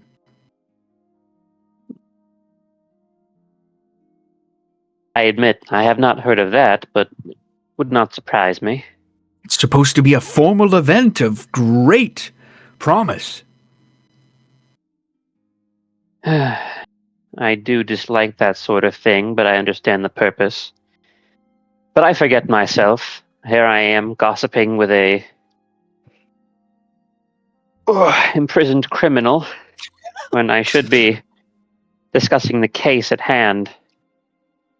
He chuckles and looks up and stands up and then looks at the peacekeeper and says, "Case?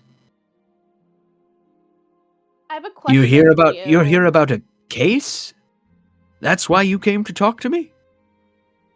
Mm, The symbol has to do with the case that you're working on? I have a. Did Should I, you not get informed of this? Peacekeeper? Should we tell him? There's probably a reason he doesn't know. Just saying. He's been forthcoming. And like you said, he's been a model prisoner. If there's anything else he can do to help, he should know. But I also don't want to overstep my bounds.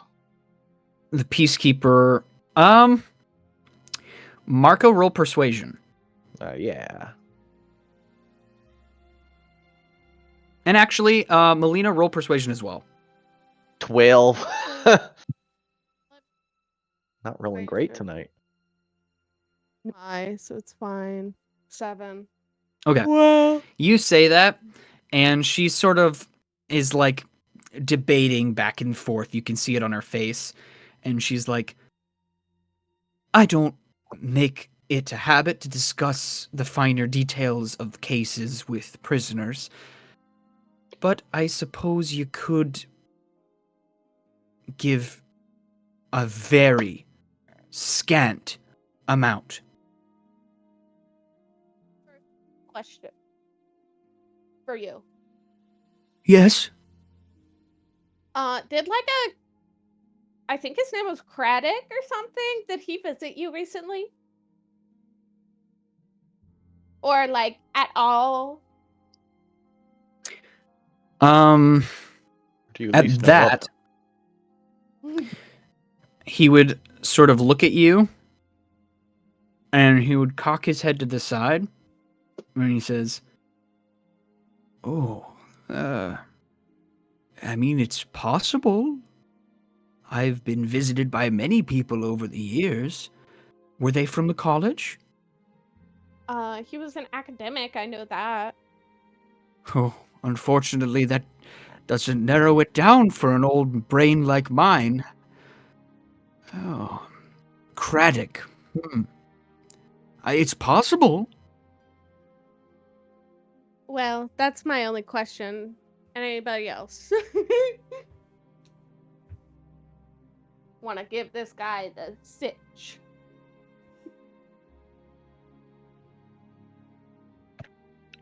Oh, I don't want to say too much.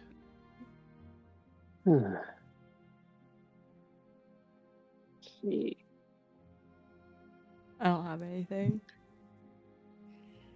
Yeah, the Well, problem is we're trying to start the case, and this is where we'd pick up the information. We can't we can't lead off whatever we know because it's.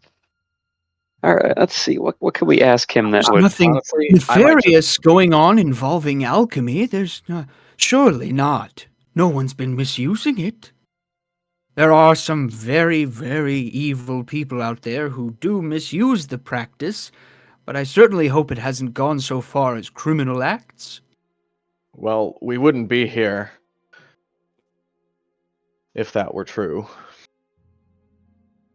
The symbol you were shown earlier, does it have any other conceivable meaning? No, not in the alchemical alphabet. It simply means air. Where did you find it? Everyone's keeping her mouth shut. She's just, Again, that's not something we're at liberty to discuss at the moment. He said bare bones.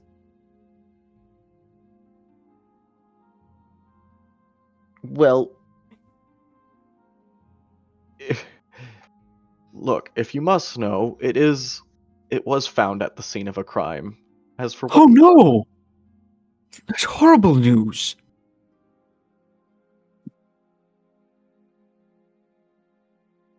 I As far certainly as- hope no one's been injured. Again, we're not at liberty to share any information. And I'll nudge Marko in his like leg, I guess, as far as I can reach. Yeah. I All right. I wish I- I could tell you more, but I'm afraid all I know is that sigil stands for air. Oh, that's Well, what we have to work with. That's what we have to work with. Look, it So- seems we've exhausted this avenue of questioning. if I may, I have one more question. Say you had the mind of someone malicious, you know, a bad Mhm. guy wanting to do bad things with alchemy. If Oh, you thought perish the about, thought. well, if you were to put yourself in said evil shoes for a minute, are there any nefarious applications to this air sigil? I What's mean, the worst that could be done with it? in terms of nefarious acts, untold, involving air, you could, a magic user could create a whirlwind. Tornadoes could kill countless people. Things fall. Something could drop on your head. You could fall from a great height. There's a million different things. I see. Bingo. I'm afraid it's so open-ended. I mean, there's so many crimes that could involve air. It's such a common element. Right. I just wanted to know what was possible. It could be as simple as a crossbow bolt flying through the air. It could be so many different things. Look, man, you've given us what we needed. I did? Yes, I don't. There's no need to cloud your mind with such dark thoughts any longer. He nods at you. Now we have a chance to make things better.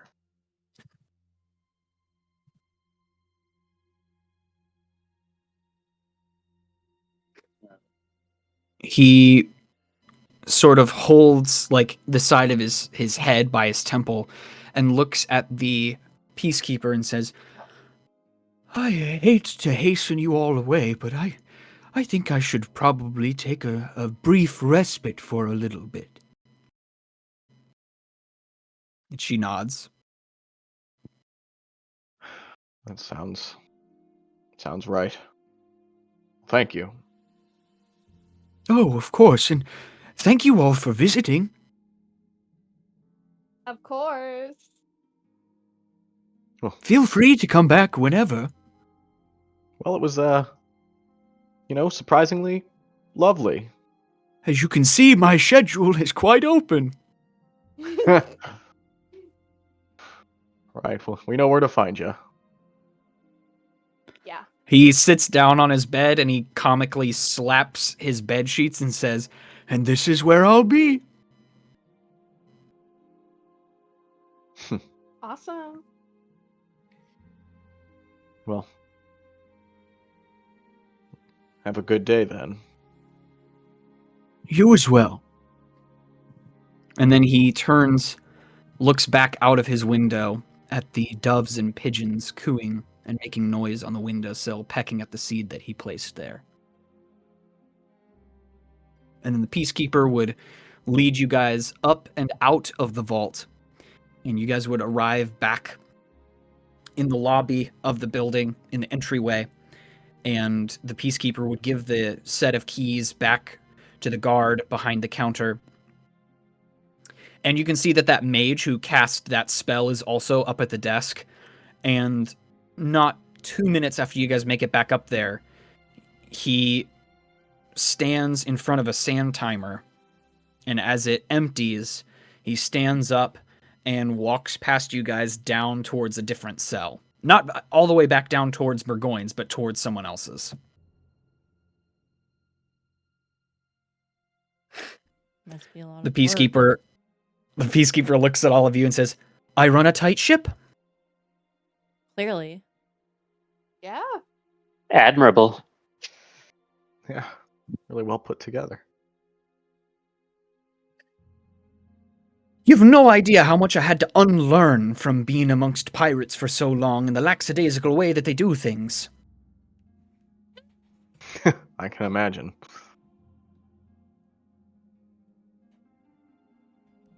I'm sorry if we had to give details of our investigation away, but we have to Oh, learn trust something. me. You lot told him a whole lot less than some of his old buddies from the college keep giving him.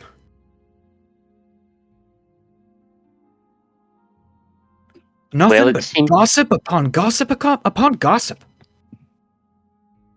Dang. Gossip is exhausting. I don't have time for that.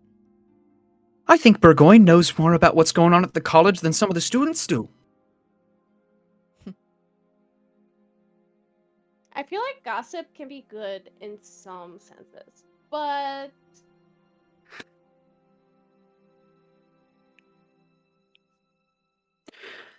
After a little bit, the Recollector stands up, walks over to the Peacekeeper, and says in a hushed tone, just to her, he sort of like leans her to one side or tilts her away from you guys.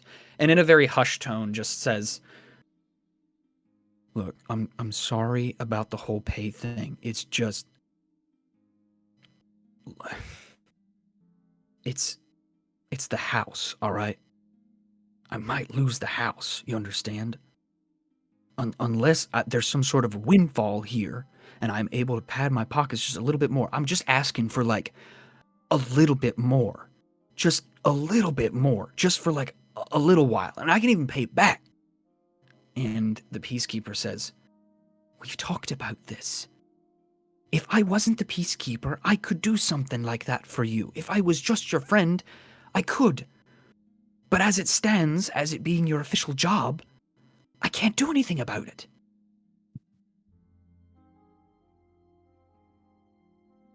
And he sort of goes quiet. Listening. Oh yeah, all of you can hear this. Okay. This is not...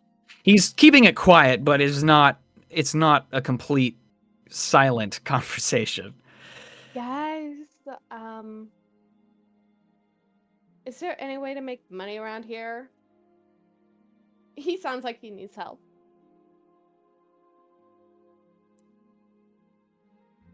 That would You help say if I that, could. and the Recollector turns towards your group and sort of looks ashamed and says, "You all wouldn't happen to have about 2,000 gold lying around, would you?" Wish. In context, how much would that be for the average person? 2,000 gold is a lot of money Yeah. to just be carrying around. I'm That is a about lot 2,000, of but I money. do have two. Okay, how much would a noble house like? Well, okay. So you would have some money for contingency, but your aunt has you on a very short leash financially. Okay, yeah, I was wondering if after we finish the adventure there might be, but that makes sense. Your parents spoiled you rotten, but since your aunt is responsible for the purse strings, she's not giving you a ton of money. You need to get her out of the picture then. No, okay. Brilliant.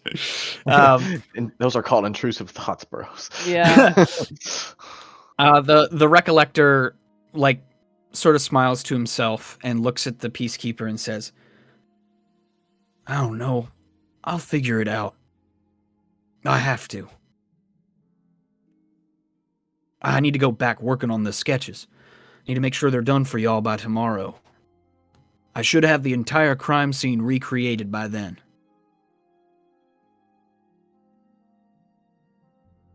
And then he walks out.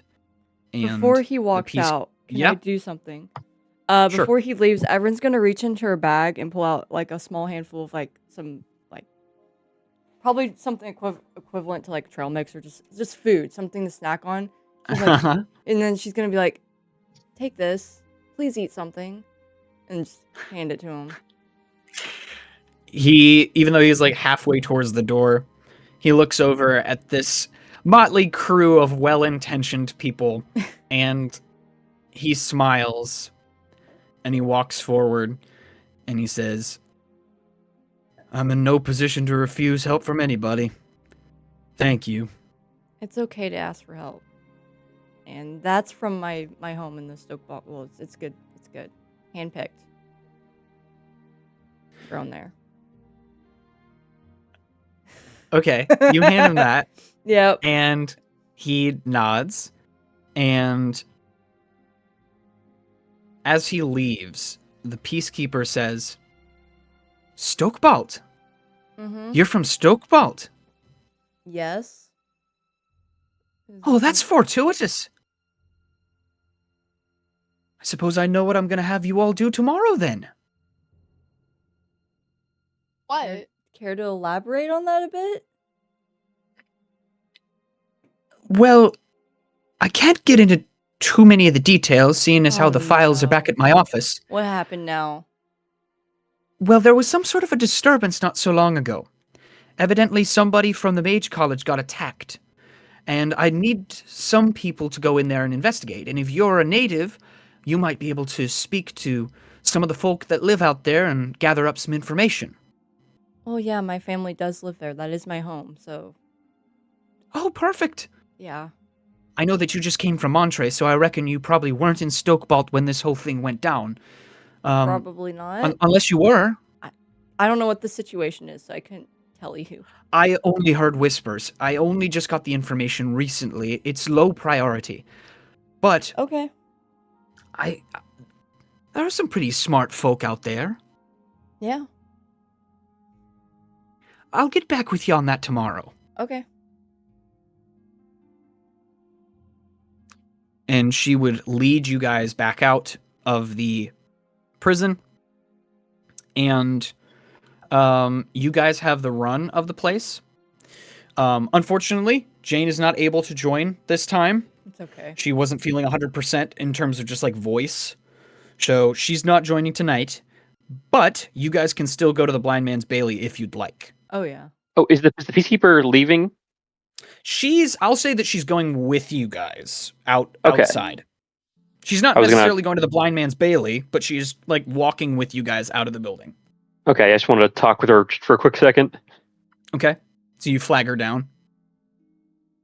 A word, if you would, Peacekeeper.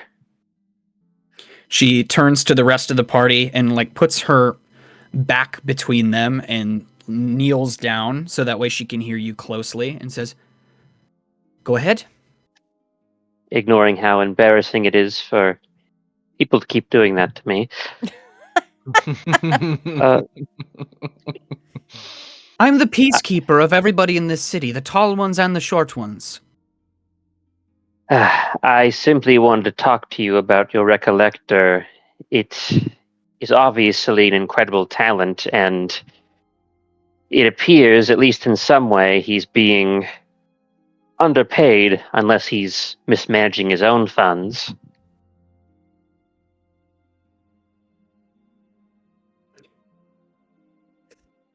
She thinks about that for a second, and she says, I'm not sure how much the Recollector talked to you and your friends the other day when he went to the Blind Man's Bailey with all of you. I don't know if he told you about how he came into the employ of Evren, but the plain and simple fact is, before he was a Recollector, he was a gambler and a criminal. He would cheat, and evidently he got himself into just a little bit of debt. And I managed to pull him out of that life. But unfortunately, he was well known enough that when he joined the force, there were certain stigmas in place. People knew him around town. He went from being a card-playing gambler scum, and then he started working for the authorities. And beyond my control, his pay is capped at a certain amount for a certain number of years to ensure that he joined us willingly and wasn't trying to use us. If it were in my power, of course, I would help him get the money that he needs. But it's beyond what I'm allowed to do.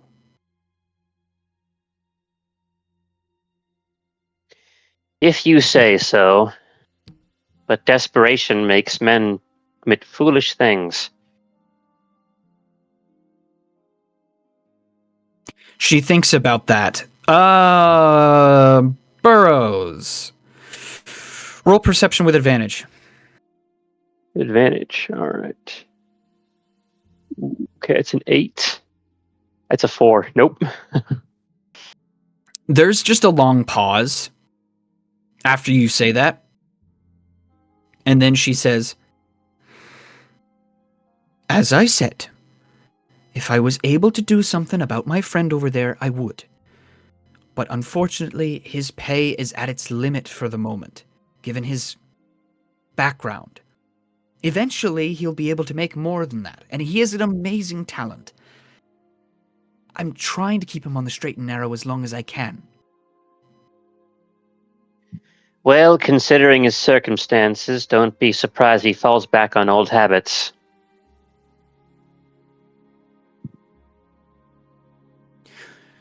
She thinks on that for a second, and she says, noted. I've taken up enough of your time and spoke far beyond my station. I'll take my leave now. Cool. Yeah, you guys can go back to the Blind Man's Bailey if you want, before the end of day, if that's what the party's feeling. Yeah, everyone would. Sounds good. Everybody? Okay. Just like the previous Anything day, I else? would be a little bummed out that I can't do more in one day with a city that's a lot larger than Montrace. But ultimately, yeah, know that Too we short to have get turn anywhere. in. Yeah. Yep. If you guys go back to the Blind Man's Bailey, I can finally change this. I feel bad I haven't had anything else to show y'all. But, as you enter, one at a time, the bell over the door would, ring as you enter, and Cambridge Hess would turn in the direction of the door and would say, good day to you. Good day. Good. As soon as he hears Evren talk and then Marko's voice, he just cracks a smile. And he says, you all are becoming regulars. Oh, we have a history for liking taverns after a long day of work, so you could probably expect us more. It is the idea. Mm-hmm. You kill any more crazy monsters today? No, just investigating mainly. So Oh, you mean the rich one who fell off his balcony the other day? I heard Mhm. about that. Lots Yeah. of folk coming in talking about it, mainly the students. Well, progress is slow but good. The peacekeeper Well, I didn't suppose come you'll have with to- us, correct? What'd you say? The peacekeeper didn't come with us, correct? Not to the Blind Man's Bailey. She would have gone back to her office. It's on the way. Actually, guys, I wanted to talk to you without Miss Peacekeeper. We definitely have to go back and talk to him without her. I doubt make that's you going to say be that? allowed. You saw how They secure said it was we in can there. visit whenever.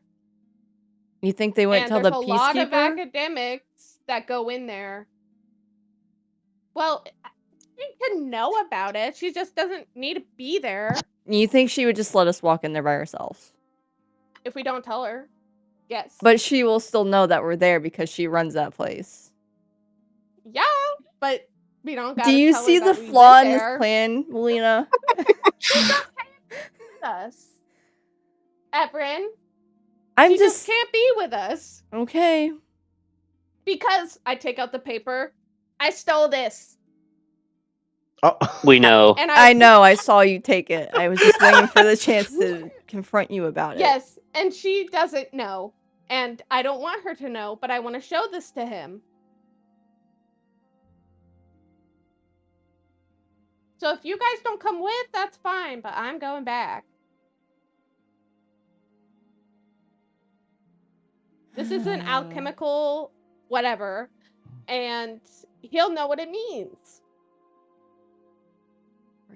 And it was at I the scene of the perfectly crime. understand where your head's at. I won't stop you. Especially if you I don't think you understand the can. risks. Look, I just want you to be safe about it, is all. I'm so safe. I have someone to protect me as well, so it's fine. Who? This You This hear, you person hear in your Alex head? say, "That's right." this sounds like a terrible idea. I agree, but I also feel obligated to go with you and look after you because you're Gammon's assistant. So I would Gammon's sister. whatever. Okay. Whatever.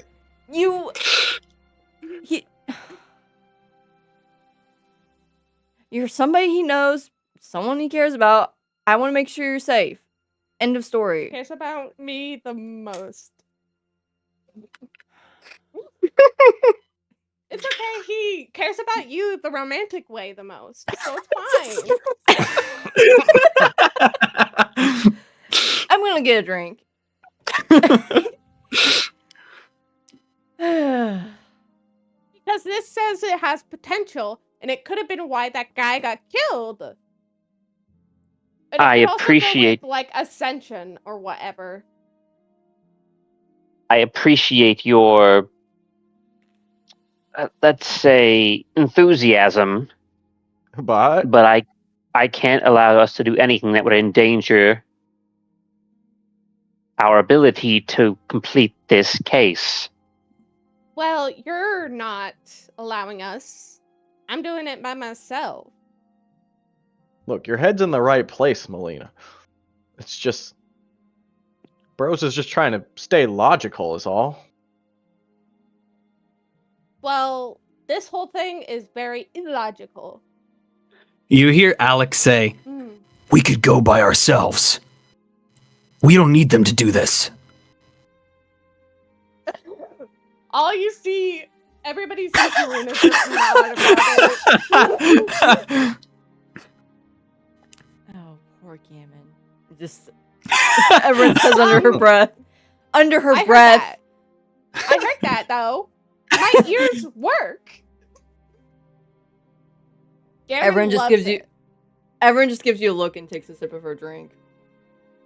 I don't I think can there's any easily reason tell to. Gammon that you're a meanie.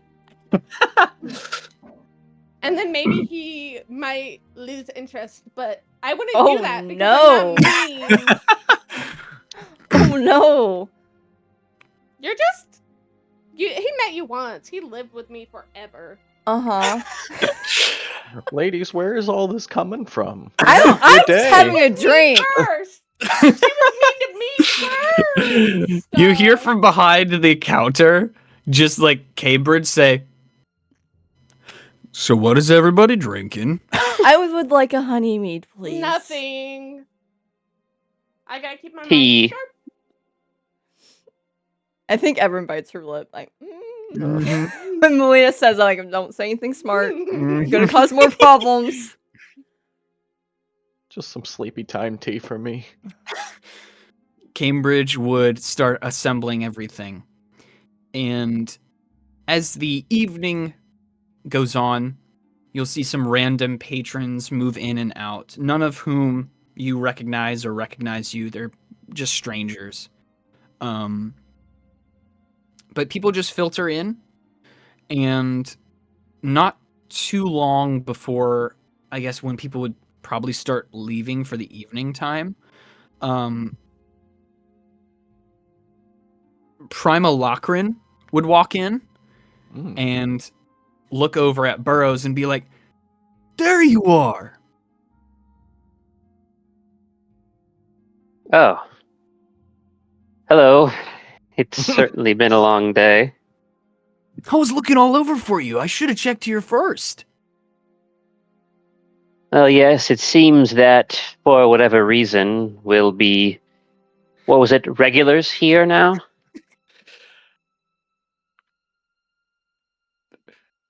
Prima would walk idea. up to your group and gesture to an empty chair and say, "Can I, We're going to bed soon, but sure, for now. He hops into the chair and he just looks at all of you and he says, "I've been meaning to ask about my sister. Like, how was she when you guys saw her?"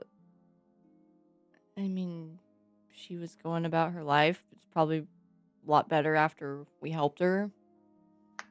You know,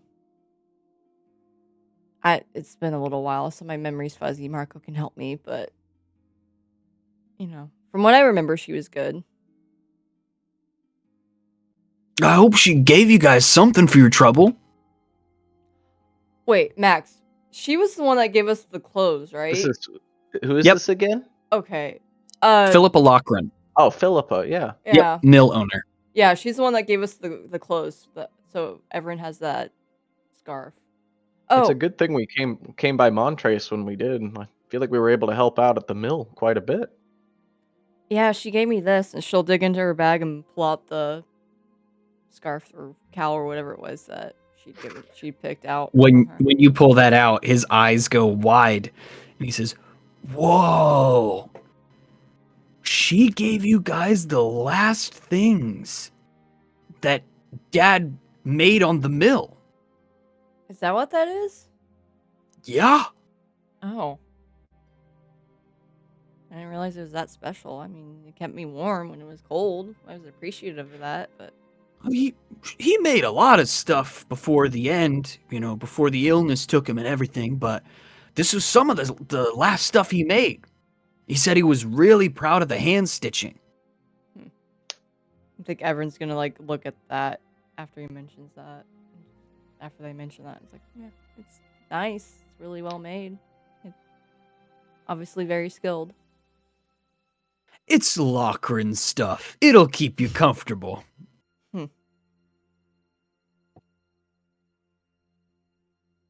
Are you gonna go back after school, or are you gonna kind of branch off and do your own thing?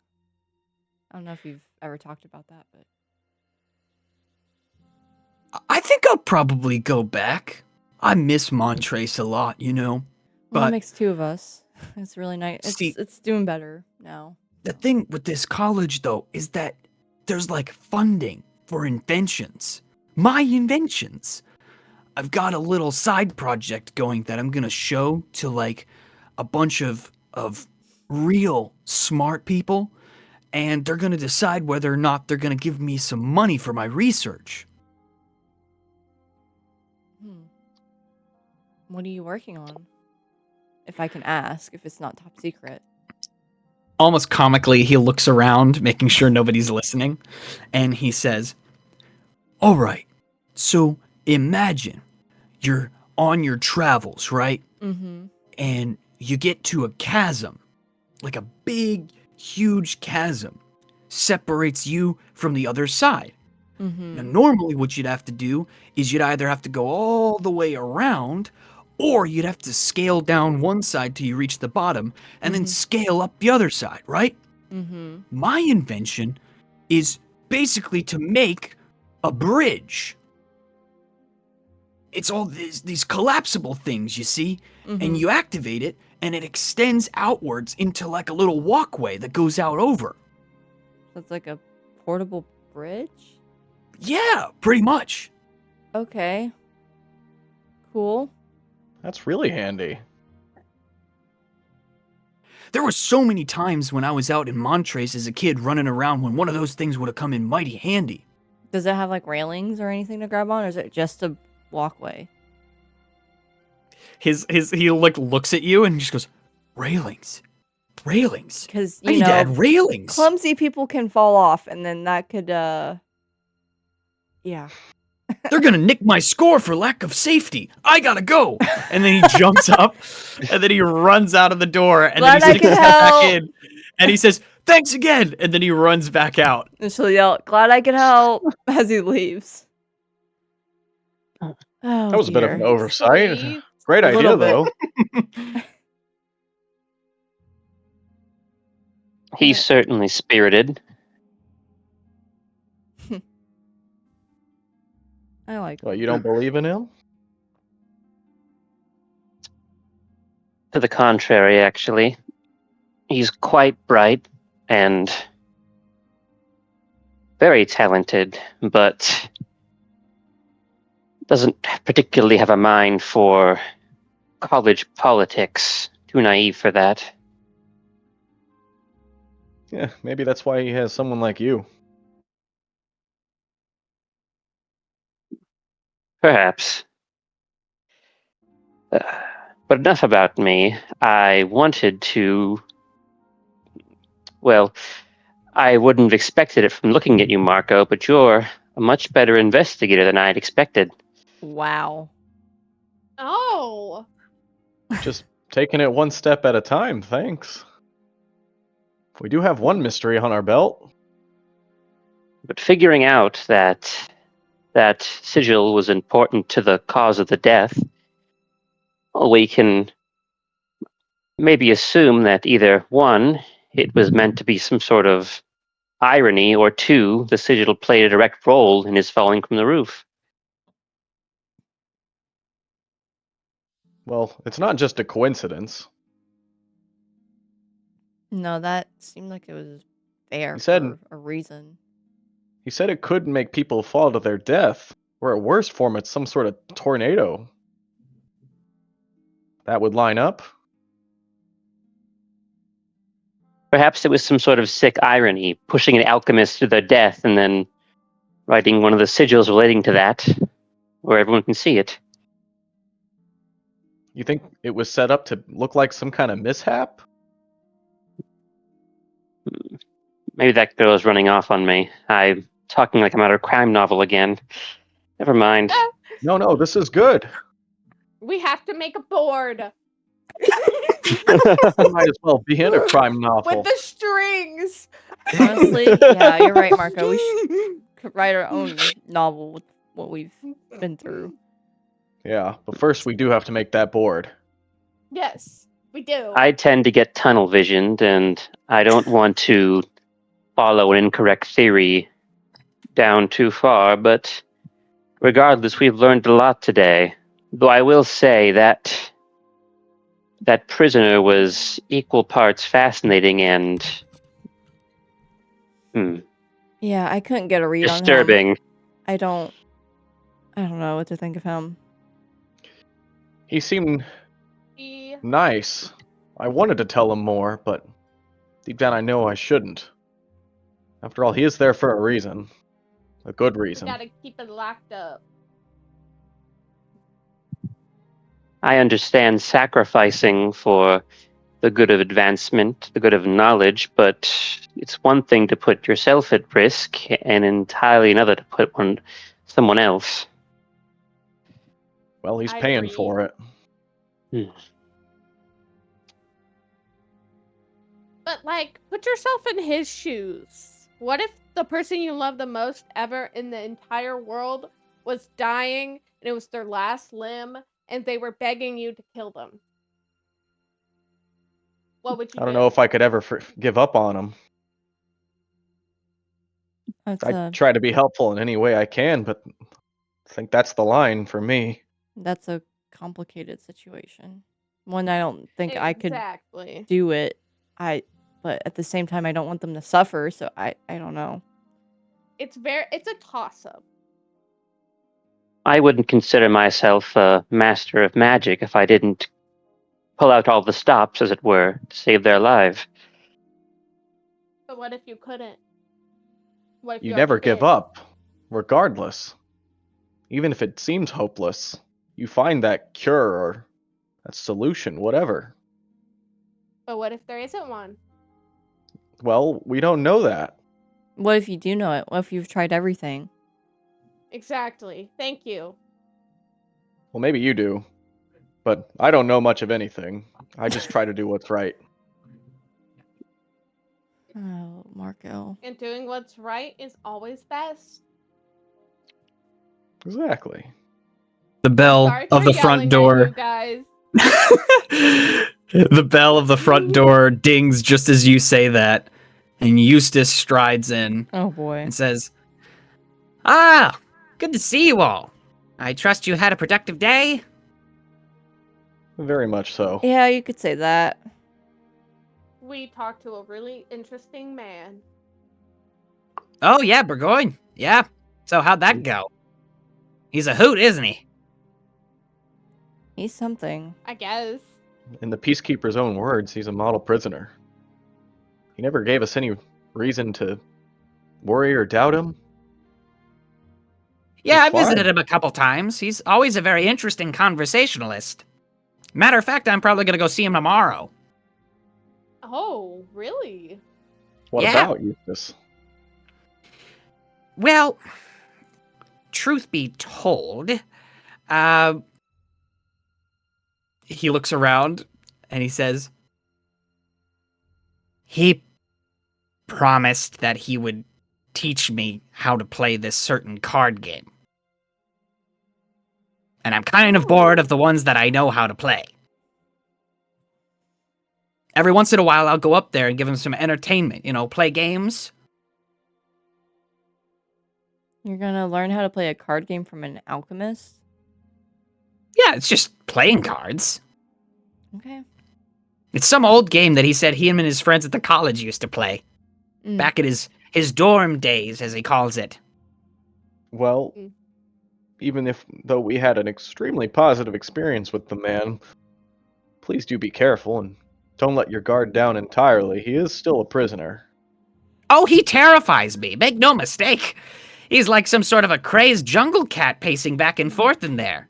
Oh, the vibes are so off with that guy, and yet it's an interesting conversation. It's like people who get parrots and put them in cages, right? The parrot, it talks, it squawks, it makes noises, mimics, does all that stuff, and the only way that you're able to really enjoy it is when it's, enclosed. I totally get it. I have no idea what that is, but I think I get it. It's hard to explain. He's just, he's a good conversationalist. What can I say? All right. It's your I decision. like learning about history of places, and he knows a lot about the history of Evren. Yes, we got quite the history lesson ourselves. Did he mention the fact that he was friends with Simeon Carlisle? No. No. One of the founders of the Mage College. That would've Studied been good under to him. know. Yeah, we heard that name the other day. Yeah, Simeon Carlisle Popping was one up. of the founders of the school. And he thought that Burgoyne was pretty bright. One of the few students who openly impressed Carlisle. What happened to Simeon again? Yeah, I mean, hard to say. Before he died, he locked himself away in the clock tower with all of his relics and cursed items. He was very interested in that sort of thing. Is it The whole still there? the whole prospect of magic that lingers for long periods of time. You see, as an older person often does in his condition, he was looking a lot more into the afterlife, that sort of thing. Ways of keeping himself alive for a long time. And nobody really knows what happened, or if they do know exactly what happened to old Carlisle, it's a secret amongst the higher-ups in the school. It doesn't get discussed a lot. Seems like it kind of makes them nervous and uncomfortable. I do know that they were looking to try and get rid of a bunch of stuff from his room. Oh.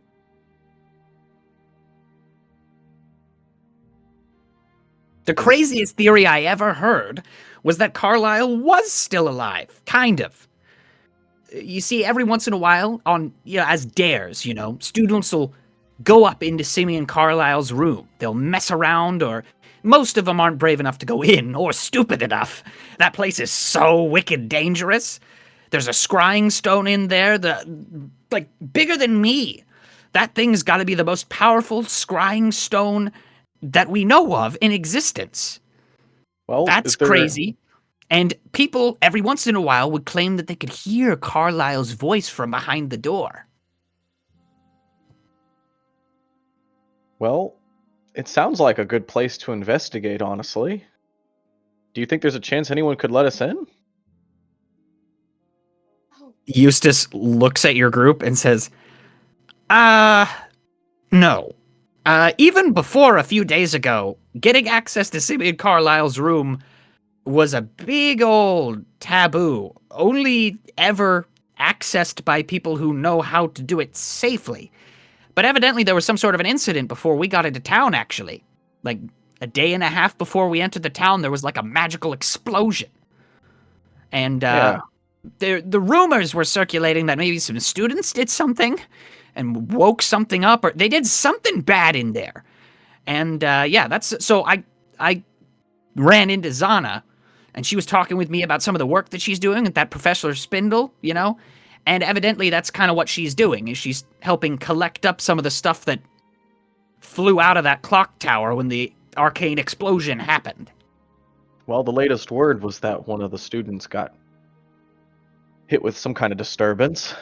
Something's going on with that school, with the clock tower, that room. Oh, super dangerous. I would not advise anyone go in there. We might have to, friend. We don't want to gloss over such an important piece of the puzzle.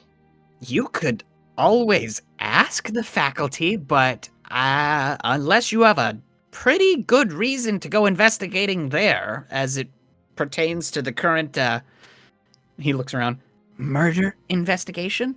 I'm not sure if it's germane, but you could always try. Can't hurt. I just wouldn't get your hopes up. They really don't want anybody going in there right now. I can see that. You're clearly rattled. Well, yeah. A random magical explosion is never good, especially ones that sends cursed objects flying across the city. Well, we didn't take this job just to play it safe. Only look into the normal sides of town. Obviously, it's super unfortunate, what happened at the school, but I gotta be honest with you. This place certainly has heated up over the last few days since I've been here. There's way more interesting stuff going on than there usually is. Yeah. We get into Feel bad, town though. and everything becomes interesting. Sounds familiar.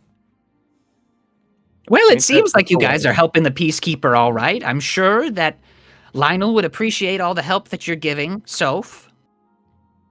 That's the least we can do after everything that happened. So It's all been good so far. I just wish we could be doing more. Unfortunately, we have to sleep. Wait. Not everyone's talking about what happened in the tower, are they? What? Don't you go to the school? I mean, it's unavoidable.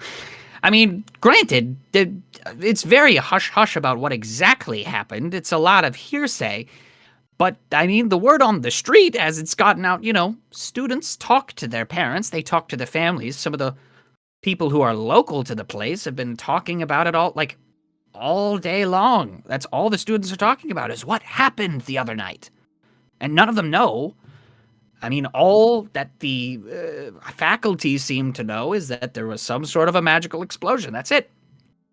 And it stands to reason that if there was some sort of a random magical explosion, it was probably a student who caused it.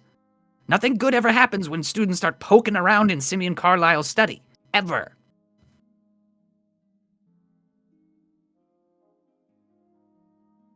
That's true. They shouldn't be up there. You're right. Yeah, I mean, it's just common sense. I mean, who would be crazy enough to mess around with Simeon Carlyle's room? That's got to be one of the most cursed places in the entire world. Yes, that'd be quite stupid to do something like that. Yeah, completely stupid, unhinged, insane, completely bereft of logic. I can't imagine. Maybe they were just super brave. Maybe it was a dare. It has to be something. You don't just wander on up to Simeon Carlyle's study without having some sort of a reason.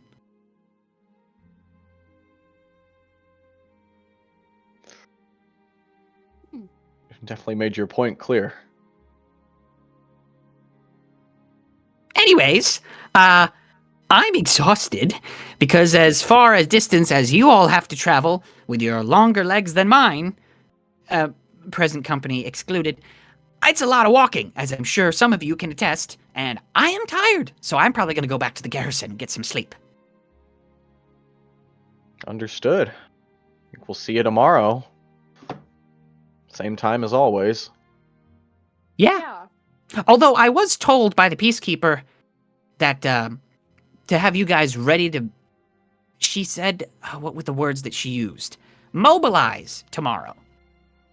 She said something about requisitioning me to take you guys to Stokebolt tomorrow. That was fast.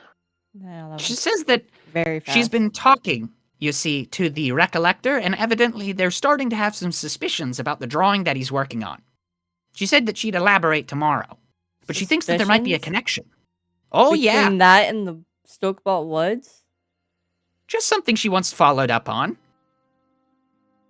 All right. Two semi-recent events coinciding that have something correlating the two, you understand? Right. Well. Turns out there's something in those drawings that ties somewhat Oh, to Stokebolt. great. Great. All right. You said that's where you're from, correct? Yeah, my family, my clan all live there. Ooh. Frightening. And you got quite a day tomorrow. Yep, there's a very high chance you guys are gonna meet my parents and all of them, so that'll be fun. Do you think that they'll like me? I think everyone just kind of looks at Melina for a minute, doesn't say anything. I apologize for yelling at you. You don't have to be mean. I'm not being mean. I'm just looking.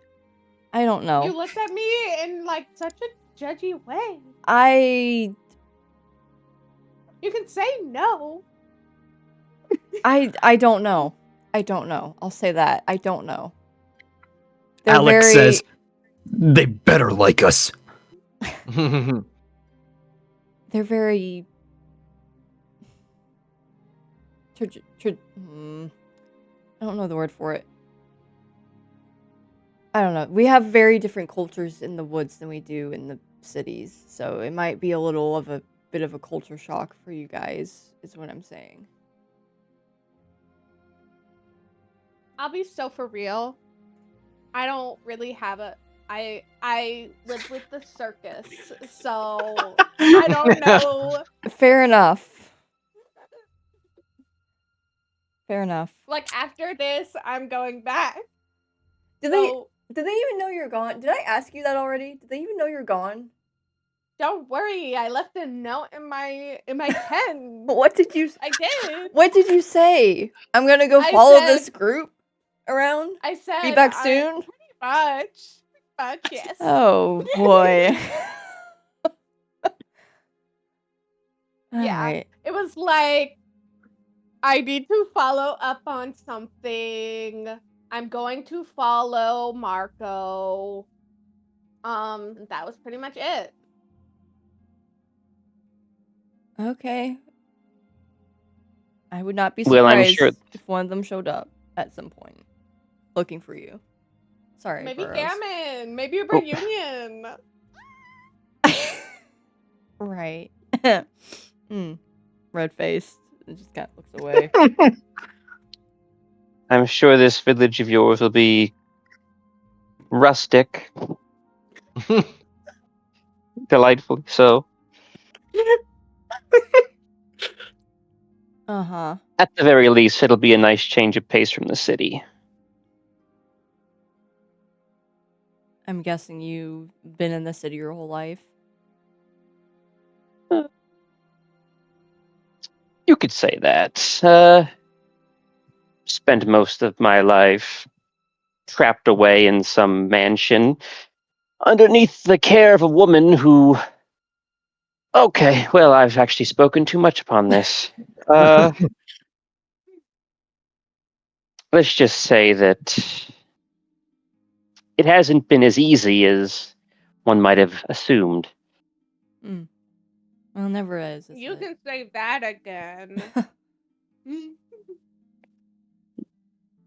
Well, at the very least, I should hope rumors flow less freely in the countryside than in the city. Well, you'd be surprised. But I mean, you're not from there. You don't have anything to worry about, as far as I know. Unless they start gossiping about the people that aren't from there showing up. I mean, they could do that, but they also talk about our clan to each other about things that everyone does. So, it's That just sounds like people. That happens all the time. right, yeah. Anyway.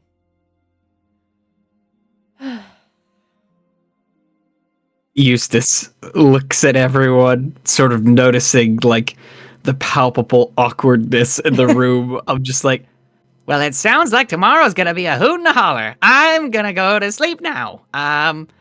You all should probably get some rest. We got a big day tomorrow. I'm going to stay here for a bit and write some letters, and then I'm going to head to bed. But yeah, no, you're right.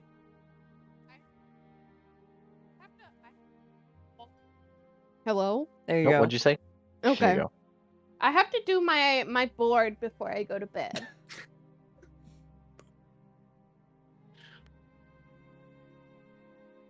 With all the information.